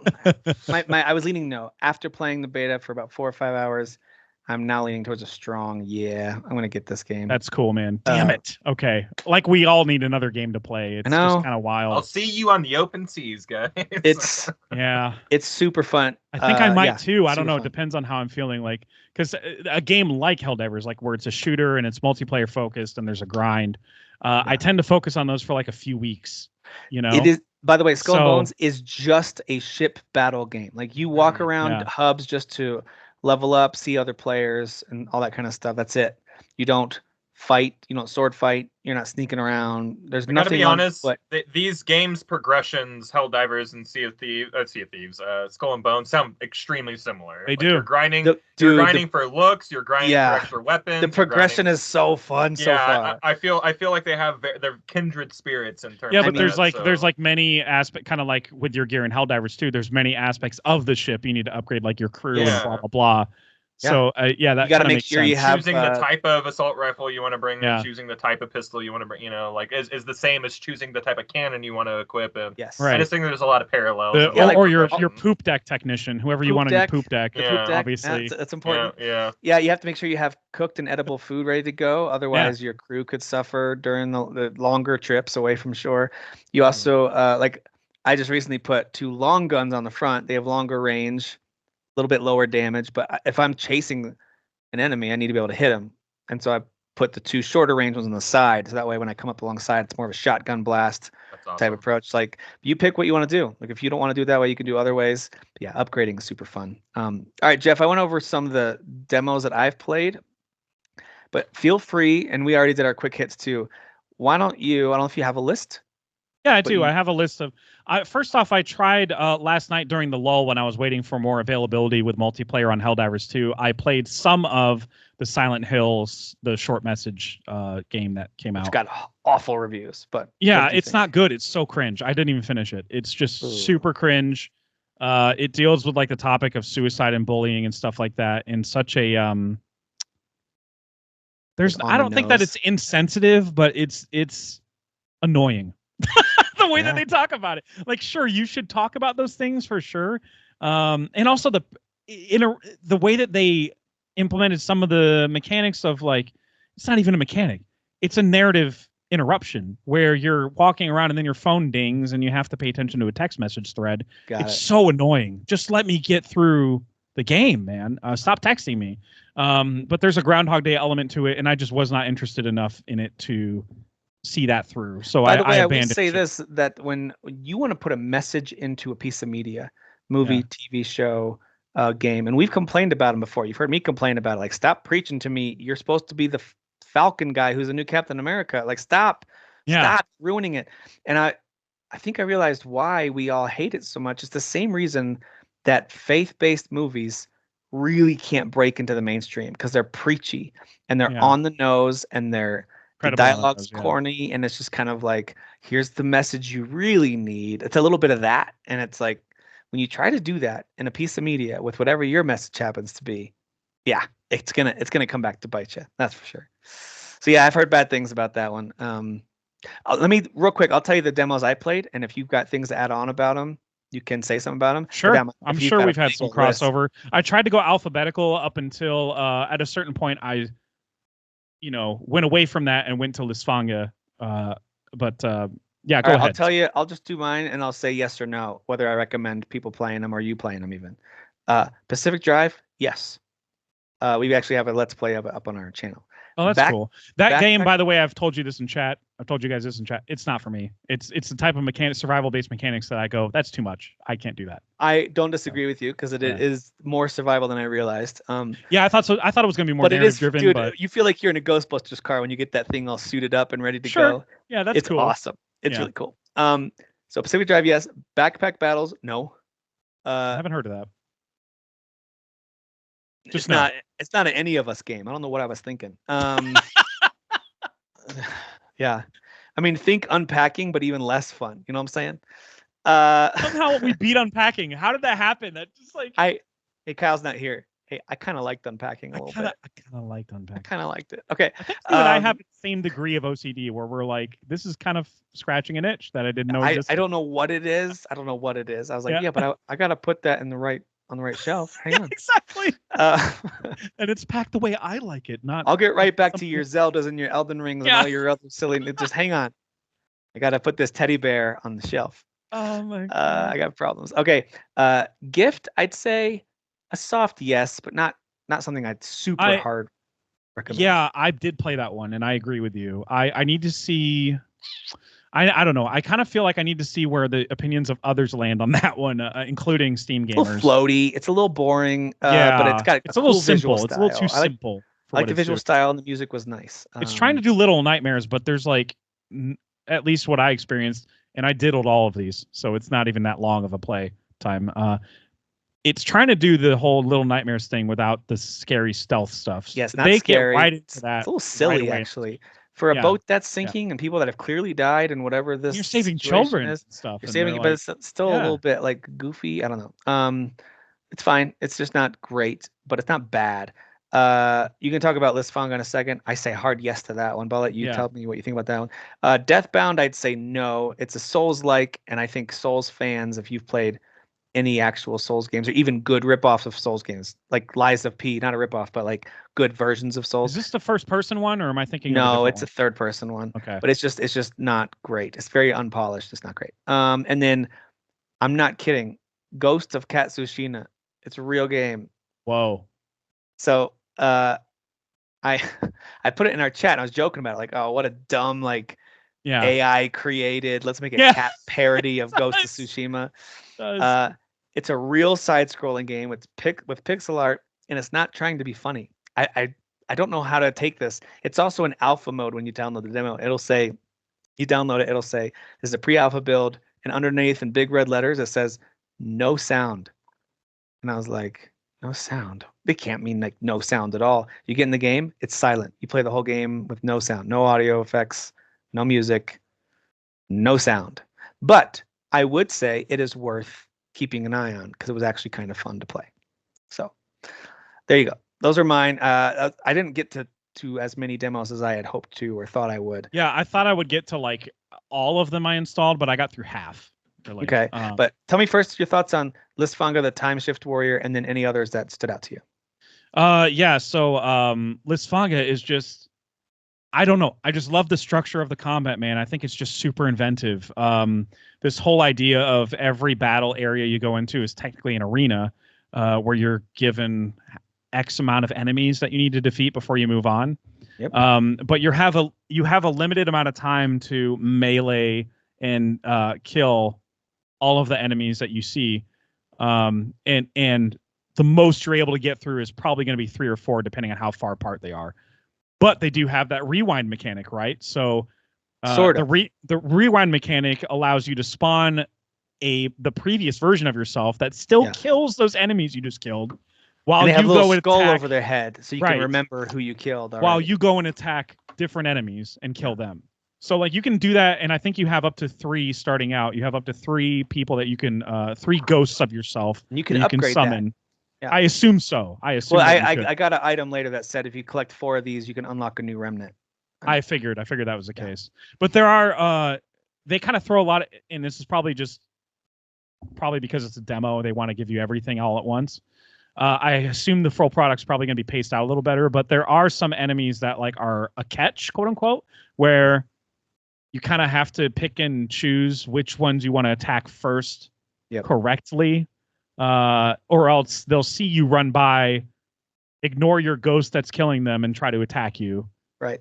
So it depends on I don't know. They introduced the enemy variety a little too early for me to be like. I think it's just because it's a demo. This, but yeah, I assume it's because it's a demo and they want you to get through a whole level. You might only start with even 1 remnant. They might have given you 3 just for the demo. It's hard to say. Right. But it's such a cool idea, man. Like I've never seen that about before. The twins where you have to like kill them at the same time. Yeah. And I didn't even get that far. I was just sold on it right away. I was just like, oh, okay. Yeah, there's twins that are connected, but they're across. You can't reach them within 1 run. So you have to have one go and kill this one, and they have to be killed within seconds of each other, or they'll heal each other. So you have to time it out. So you and your remnant are killing the twin at the same time. There's another one where you have to destroy a little lock so the door opens for your other remnant to be able to run through. And like, I don't know, they do some really creative stuff with that. Cool. But yeah, I'll throw it back to you, Jeff, since we kind of talked about we've even done our quick hits and everything. So a combination of demos that you feel like are worth highlighting, whether you want to do a yes, no for each, or just highlight the ones you liked, and then any other quick hits you wanted to mention. So the first one, I'm just going to go in alphabetical because this is the order that I played them other than Lysfanga. Biogun is surprisingly fun, and I'll just have to explain the premise because it's clearly going for comedy. This is one where the premise is like your pets, your dogs, your 4-legged creatures, your loved ones are being exposed to this weird virus that's killing them off. So it starts with you play a scientist, or no, actually you don't play a scientist. A scientist injects a dog with a cure that gives them like gun capabilities, and they're able to kill the enemies or whatever of the virus that created the virus. But it's kind of like tonally, it's very comedic. It's clearly going for satire. But the gunplay feels really fun. It's one of those things where you aim your joystick and it just shoots. So like aiming right, it's shooting right. You know, it's one of those type of games. And there's some platforming involved too. I had a really fun time with it. And again, I diddled like every single one of these demos. So I didn't play a lot, but I just wanted to get far enough to know whether I'm sold on it or not. And this one I'm totally sold on. This might be one of my favorites. Chasing the Unseen. I feel like they're kind of doing this is like a third person. They're trying to do like a most recent example is Bramble thing, where it's like a third person platforming adjacent type of thing, but there is stamina involved in climbing. And you kind of have to find spots to rest, to climb trees and get to the next level.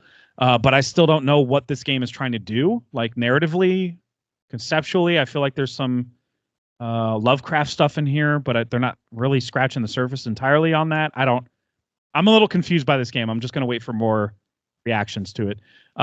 Death Grip is a pod racer game, basically. Star Wars pod racing, but with more like weapons and shit and like blowing stuff up. It doesn't play that well. The control is just awful, and that's not what you want in a fast-paced pod racing game. Detective Ritual of the Sea. This is a third-person, like kind of over-the-shoulder, kind of Detroit Become Human-esque type of game, where you are a detective in like a cyberpunk environment, where there's all this future technology and stuff like that. And you start off in the demo, you're trying to solve a murder of somebody that has power. I don't know, somebody powerful. And you're trying to figure out whether it's a suicide or a murder. I didn't get far. I got stuck at a certain point, and I was just kind of like, that's enough of a diddle. You know, I figured it out. You know, I figured out that it's at least intriguing enough for me to want to keep an eye on this game. Worst thing you can do is over diddle. You know what I'm saying? Yeah, exactly. That's the worst you can do is over diddle. You don't want to, over diddle. Yeah, exactly. Mm-hmm. But so yeah, that one's kind of like an intriguing one, you know. So not yes, not no, just we'll see. Evotinction. That's a horrible name. Clearly an AI generated. This game looks interesting though. Yeah, I think it's kind of cool. You play as you awaken as like an AI like robot scientist on a spaceship of some kind that's being attacked by rogue AI that's infected with a virus that if it spots you, it just turns you off, right then and there. So it's a stealth game. You can't get spotted by these things, but you can sneak up on them and disable these drones that are wandering around on occasion. So it is very stealth oriented, third person. It looks pretty. Even though the AA aspects of it are like the menus look really cheap, the text looks really cheap, Yeah, the voice acting feels cheap, but like everything else is kind of like really nice. like, is this Arial font we're looking at? Yeah, what times who nobody does Papyrus except James Cameron. Papyrus. No. But it's just another one that I would just want to keep an eye on. So most of these, except for Biogun, I just want to keep an eye on. Hellskate is Tony Hawk with some melee. The controls are actually in a lot of ways identical to Tony Hawk. Like you'll figure out really quickly how to do a kickflip, how to do like a grab, like to do a hold, like and just hold your board and do a spin or whatever. Like you'll figure out really quickly how to do that stuff. But then there's melee aspects where there's enemies in front of you and you have to kill them or whatever and figure out a combo, whatever. Doesn't play that smoothly for me. Like I think I'm just too slow of a gamer for a game that fast paced.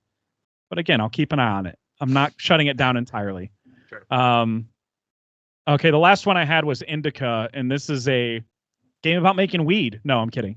It's like a I think they're trying to do something satirical. It's set in Russia during some sort of famine of some kind.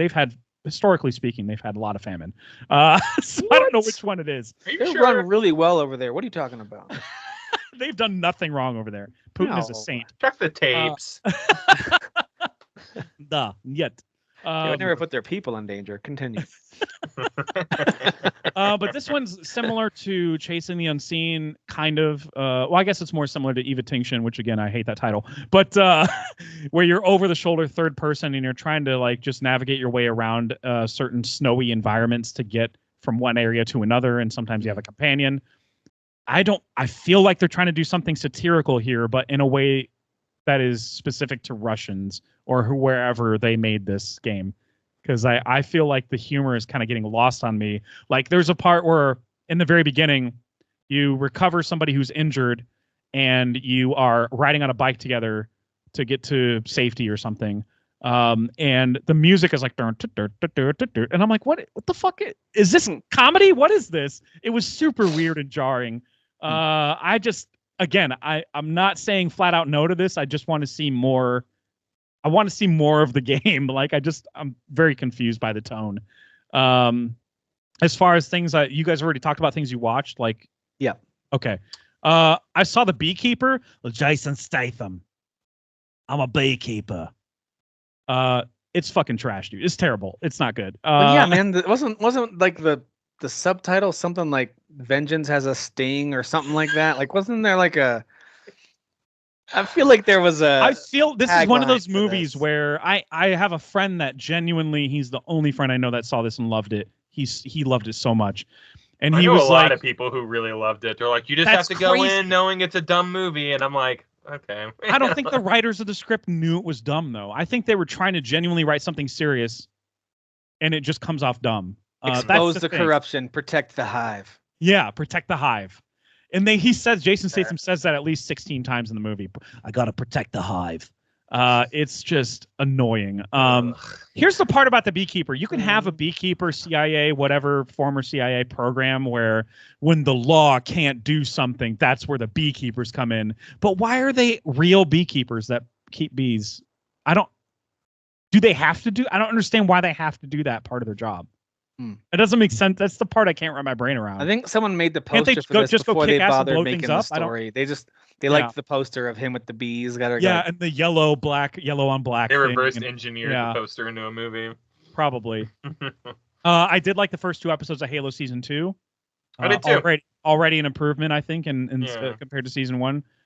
Even though I didn't I was kind of mixed on Season 1. Pacing wise, I feel like the pacing is already a little better. I feel like Season 1 is a good example of like all the ingredients I want in a sci-fi show are there, like political stuff, aliens, fights, but like the ingredients were bad, or they were sour, you know, like they're the right, like I want those ingredients, but like maybe get better quality ingredients, you know. There was like a 3-episode stretch of like no action in season 1, and it was just talking. And I was like, boy, if I were into like the political landscape and the lore of Halo, I'd be eating this up, but I'm really not, you know. So there was a long space of episodes where I was like, I'm just not into this. I'm not feeling it as much. But then when the action came in, especially in the finale of Halo season 1, I was like, holy crap, this is great. Where was this? And season 2, I feel like is just borrowing the best parts of season 1 and enhancing it, you know, so far at least. I do like that they said just fuck you to everybody, and he's like out of his outfit for like most of the, like he's like not, it's not even like a helmet problem anymore. Yeah, he's not even in the suit anymore. No, he's wearing like a tactical vest in the second episode, you know, like it's yeah, there it is. Vengeance. Oh, Tim just shared the image of the marketing for on a double decker for Beekeeper. Vengeance has a sting. Hate it. But yeah, I do like that. Like, I don't care about like the whole helmet talk or I don't need him in his outfit. Like, yeah, well, it's a TV show. It's a different medium, bro. Like, of course he's gonna have his mask or his helmet off. But it doesn't even matter about that. Like, he does take his mask and armor off all the time. Like he doesn't live in his armor. They just don't like, show as a gamer where the point of it is to be immersed. Of course, you're not going to see that. Well, you only see Master Chief you don't see Master Chief hanging out taking a dump like during the games. You know what I mean? Do you think he dumps in his armor? Like no, like he takes his armor. Like the armor comes off. I think he's got got a shit vacuum inside the armor. Yeah, no, it's actually a Dune situation where all the waste is stored in the knee pads and then transferred into drinkable water. And he just drinks it. Yep, exactly. Drink it right back up. That's good. So you know, I do like drink that they're my like own milkshake. I drink it up. We don't care. We're telling a story here, and the story's pretty cool, like so far. And like they introduced some characters from the books, like the young Ackerman or whatever, who's kind of like a shit heel. He's like a young guy who's like, I'm taking over the Spartan program, and he's connected to the game stories at all? No, we're building towards the fall of Reach. So they talk about a beacon. Yeah, Reach is like episode 4 or 5 this season, I think. They talk about a beacon that goes out in the second episode, and that's the beacon that goes out that kicks off the fall of Reach. So like in the fall of Reach, the very like the game that you're playing, like you're like looking into why the beacon went offline, you know, like, and they just made mention of that beacon in the second episode. So yeah, there are ties to that. I have a feeling that, okay, so they fired the showrunner from the first season. That showrunner, his whole point was, I'm making a different Halo story. Well, that didn't really work out for a lot of people. They fired him. I think they brought in this person to realign it, like with the story that we know. It was like a couple people they brought in to rewrite things and so I think wherever we were going, which was like telling a completely different story, I think they're realigning. I think that's pretty clear, especially based on how they addressed the Cortana thing. They were like, get that shit out of his head right away. Spoilers, I guess. She's gone. Yeah. And guess what? New actress playing her. We don't care. Yeah. Hey yo, you don't care. Which is like kind of she changes how she looks between games too, so that's kind of in line like with you know, Halo as well. So I'm at least more intrigued. I'm entertained by it. I'm not telling everyone to go out and like it's really good, you know, but it is entertaining. Conversely, though, I will say Tokyo Vice Season 2, go out and watch that right away. Like it's so good. Those first 2 episodes, I'm telling you, that the first season came out right as I was beating a Yakuza game. Yeah, this is coming out right as I'm beating a Yakuza game. That's right. I am so immersed in like hostess clubs and Yakuza shenanigans so much, and that's all Tokyo Vice is about. Is like hostess clubs and Yakuza shenanigans, you know. So the first season was excellent, man. The first 2 episodes is so good. It's the same exact crew from season 1. They didn't do a Halo rework. They kept the same people on, same director mainly, same writers, you know. So Ken it's Watanabe has like the most badass moment in this in this last episode. It was so excellent. Nice. I'm really excited about this. I love the whole story with Jake and that's Ansel Elgort's character and the bikers and stuff. That was which is true. He was the Hunter S. Thompson of like the Japanese biker gang, whereas Hunter S. Thompson classically got involved with the Hells Angels and wrote a whole expose about it. This real life guy, actually broke into I forget what the biker gangs are called in this. I'm so sorry. I'm literally just playing Yakuza, which they're in these games. But there are certain type of biker games, like the big gorilla bars and like the big back seats and stuff like that. It's a real thing. Yeah, a real type of like bike that they all drive. And like he is doing He's doing a Those are an God, article about called, this biker Harley. gang, yeah. Harley models. All right, whatever. Might be no, that's a Road King is basic. I forget. Fuck it. Doesn't matter. Who cares? Nobody gives a shit. So so yeah, those are the main things I've watched. I mean, I'm still on my Nathan For You rewatch, and it is the most gratifying rewatch I've ever had in my life. Like, I feel like I was asleep at the wheel watching this show the first time, not appreciating it for what it is. And every single new episode or not new, but every single episode I watch in the binge, I'm like, how do I not remember this? How do I not remember how brilliantly stupid this show is? Okay, so like the last episode I watched was season 4, so I'm near the end of the show. Nathan Fielder's whole idea, he pitched to a restaurant, in order to get you more press, we're going to have a celebrity come in and give you a big $10,000 tip. But in order to do that, we have to hire an impressionist, because we're not going to get the real actors to come in here and do it. We're going to get an impressionist to come in here and do it to the point that it's at least somewhat convincing. But here's the problem. When restaurants post the big tips on media, on like whatever, when it goes viral, they post the actual credit card like number. They block it out a little bit, but they post a number, they post a celebrity name. So they had to get an actual credit card that said, like in this example, it was Michael Richards they landed on as the celebrity that was going to overtip them. Yeah, that probably happened. So they hired somebody, an impressionist who barely looked like him, and everything he did was Kramer. Everything he did. Like, and Nathan kept having to remind him, so just, you're Michael Richards, you're not Kramer. Just want to remind you of that. Because every time, like initially when he had him do a walkthrough, he was like coming in the door as Kramer. Oh, and signing the tip as Kramer, dropping the check, and it was so ridiculous. But the guy who, the actor that they hired, is obviously not named Michael Richards, so he had to. Everything just keeps completely spirals in this show, where he ends up having to hire somebody to change his name legally to Michael Richards, so he can open a credit card in his name as Michael Richards and put the tip on the credit card for $10,000. Like, it's just, and the freaking lengths he goes to just for a stupid suggestion to a struggling diner. It's just, the show's just the best, dude. Like, I spend the whole episode going, how did we get here? Like, he comes up with a newspaper called the Diarrhea Times. Just Diarrhea Times. Yes, he calls it that so nobody reads it. Oh my god! Just so he can announce. Apparently, when you do a name change, you have to publicly in a newspaper put your name change in it for 4 weeks straight.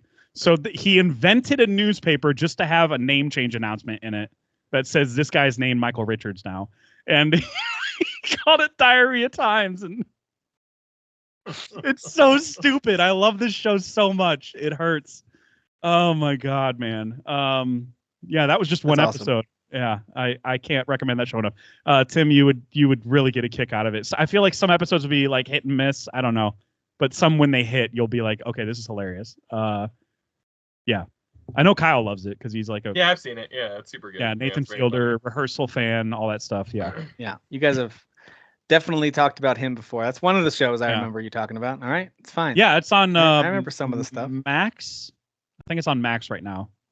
Original Comedy Central show. Yeah. But yeah, whenever somebody else talks and recommends stuff, I definitely just purge that stuff immediately. So, you know, purge it all the way out. Purge it. Like a I already have and a that I know all like. I don't need your peasant recommendations. Oh, cool. Thanks if for I haven't heard of it. It's not important. That's kind of my philosophy. Yeah. Oh, you want to recommend something to me? I'm the recommender. That's the reaction I think usually. Yeah. All right. Well, that does it for this episode. I think my voice is about to go, but it lasted for the most part. Yeah, I'm shocked. We are where we are. Talking. Yeah, that's pretty good. I had to mute for a few coughs. I actually went through 4 cough drops. I tried to sneakily. I didn't see you take one. Wow. All right, good. Very, very sneaky. I made it quick. I just went like, well, like you didn't see that. Nothing happened at all. Nothing even happened. You're so fast. You're guys, like Ezra Miller, less problematic though. I need to share some really important news about the Super Bowl for tomorrow. Okay, we'll see you guys concerned about have a good one. Thanks. Hang on before we close. Right. Sports ball. Taylor Swift has safely arrived in LA from her Tokyo concert. Oh, thank goodness. She's on her way to Las Vegas to support Travis Kelce in the game. There was a lot of nerves. I really hope she interrupts Did she- Usher's performance Yeah. to do her own thing. I think that'd like be super one cool. of the most concerning aspects of the Super Bowl was not can the 49ers get over the hump? Does Patrick Mahomes have a real dynasty going? Like no one cares about that stuff. It was I'm gonna cry saying it. Will Taylor get to see Travis in the biggest game of the year? I don't know Will if he'd be he able to go through with the game if he didn't get a pregame kiss. So And yeah, she'll be there, guys. She'll make it. So I hope. Well, she's gonna have to take the jet to go get groceries nearby. So, you Right. know, yeah, she'll have never to take know. her jet to and fro here and there. yeah, absolutely. On a 32-mile drive or whatever. Oh, good. The hell it Everyone was. rest easy. And you're hearing this on Monday, so you've already seen them probably Yeah. celebrating together because if they don't win, NFL's probably going to be pretty ticked. That's been their best storyline in a couple years, just in terms of like fanfare it's It's received. been a very Yeah. interesting piece. So agree. as a 49ers fan, I want them to win, but if Chiefs win, I know that everyone who's not a Niners fan is going to celebrate for a bunch of reasons, but one of them being the NFL's what? making even more money. I have a 49ers shirt for tomorrow specifically. I am ready to root for them all the way because I'm just kind of tired of. There was a way as a Bills fan that Mahomes carried himself in the regular season. Yeah. That really soured me on him as a sports ball player, whatever you want to call him. Sports ball. And then having seen the Barry Sanders documentary on Amazon, and like I was like, man, they were, people that played football at a certain point were of a different breed, and they were humble at one point. And I saw that documentary after Mahomes reacted a certain way about an offsides call. Oh, I saw that. Yeah. To my favorite quarterback, to his face. Yep. And I'm like, oh, I hate this guy forever now. I guess I'm done with him. Yep. I'm with you. Yeah, that's a Bills thing. Hey, by the time you guys are watching this, those of you who care will already know who have won, and we'll have seen everything happen. So we'll see. We'll start the episode next week crying or cheering. Who knows? If they lose and Travis and Taylor stay together, do we know it was real love? Oh my god, dude! If they lose, they're gonna break up. If she for sure. just dumps him in front of the cameras, that'd be so funny. Oh That'd be my amazing. god! Loser, she dumps him and like starts dating Yeah. like his counterpart on the other team. George Kittle is You know? single on the other side, so that'd be Yeah. hilarious if she goes to date George. I think he is, but he's not married. That'd be hilarious if she. It's very appropriate that this story, quote unquote, is happening at the same time as the WrestleMania drama that's unfolding with The Rock and Cody Rhodes and Roman Also Reigns. a good time. I feel like it's the same freaking thing. Everything is pro wrestling. This is exactly what like Everything's people like pro Will Sasso are saying is like, Everything's pro this wrestling. is the stuff everybody wants is the drama that is scripted more or less, but feels real, yeah, it's just a good time to be a fan of just sports and wrestling in general. I'll just say, yeah. I agree. I was listening to one of my favorite podcasts, by the way, just real quick, Pat McAfee? called Nate Land. I think. Oh yeah, with Nate Bargatze and Dusty Slay. Is and a few Dusty Slay others. on there too? Yeah, he's great. He hasn't been the last couple of weeks because I think his tours are blowing up.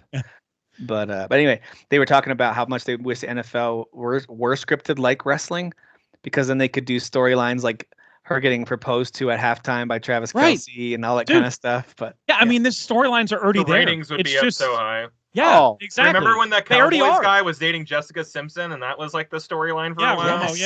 They would always show her up there wearing his jersey. They would. It was the same 10. storyline. Yeah, they're reusing an old storyline. It's working better now because the casting is better. We're talking about white Beyonce. So like, this is even further than Jessica Simpson. This is like, Jessica Simpson was like, I don't know. She's like a she was fine at the time. Yeah, exactly. Like she would never do Super Bowl halftime. Name 2 Jessica Simpson songs. Get out right now. Oh wait, that's JoJo. Why do you have to go and get things so? That's her sister. That's Avril. That's Avril. Oh shit. Okay. Yeah, I remember her sister's song more than I remember Jessica's song. Pieces of Me. That was her, right? That was Ashley. That was song Ashley. because her sister was lip syncing on SNL. I remember that. Yeah. She did a dance after. That was so funny. Yeah. Right, and then you literally never saw her ever again. No, you never saw her. You can't come back. She got like a nose job. Into the ether, is what I heard. Oh my gosh. Hey, this has been Pop Culture Corner to close things out. We really are out of here, guys. Thanks for being here. We'll see you next time. Peace.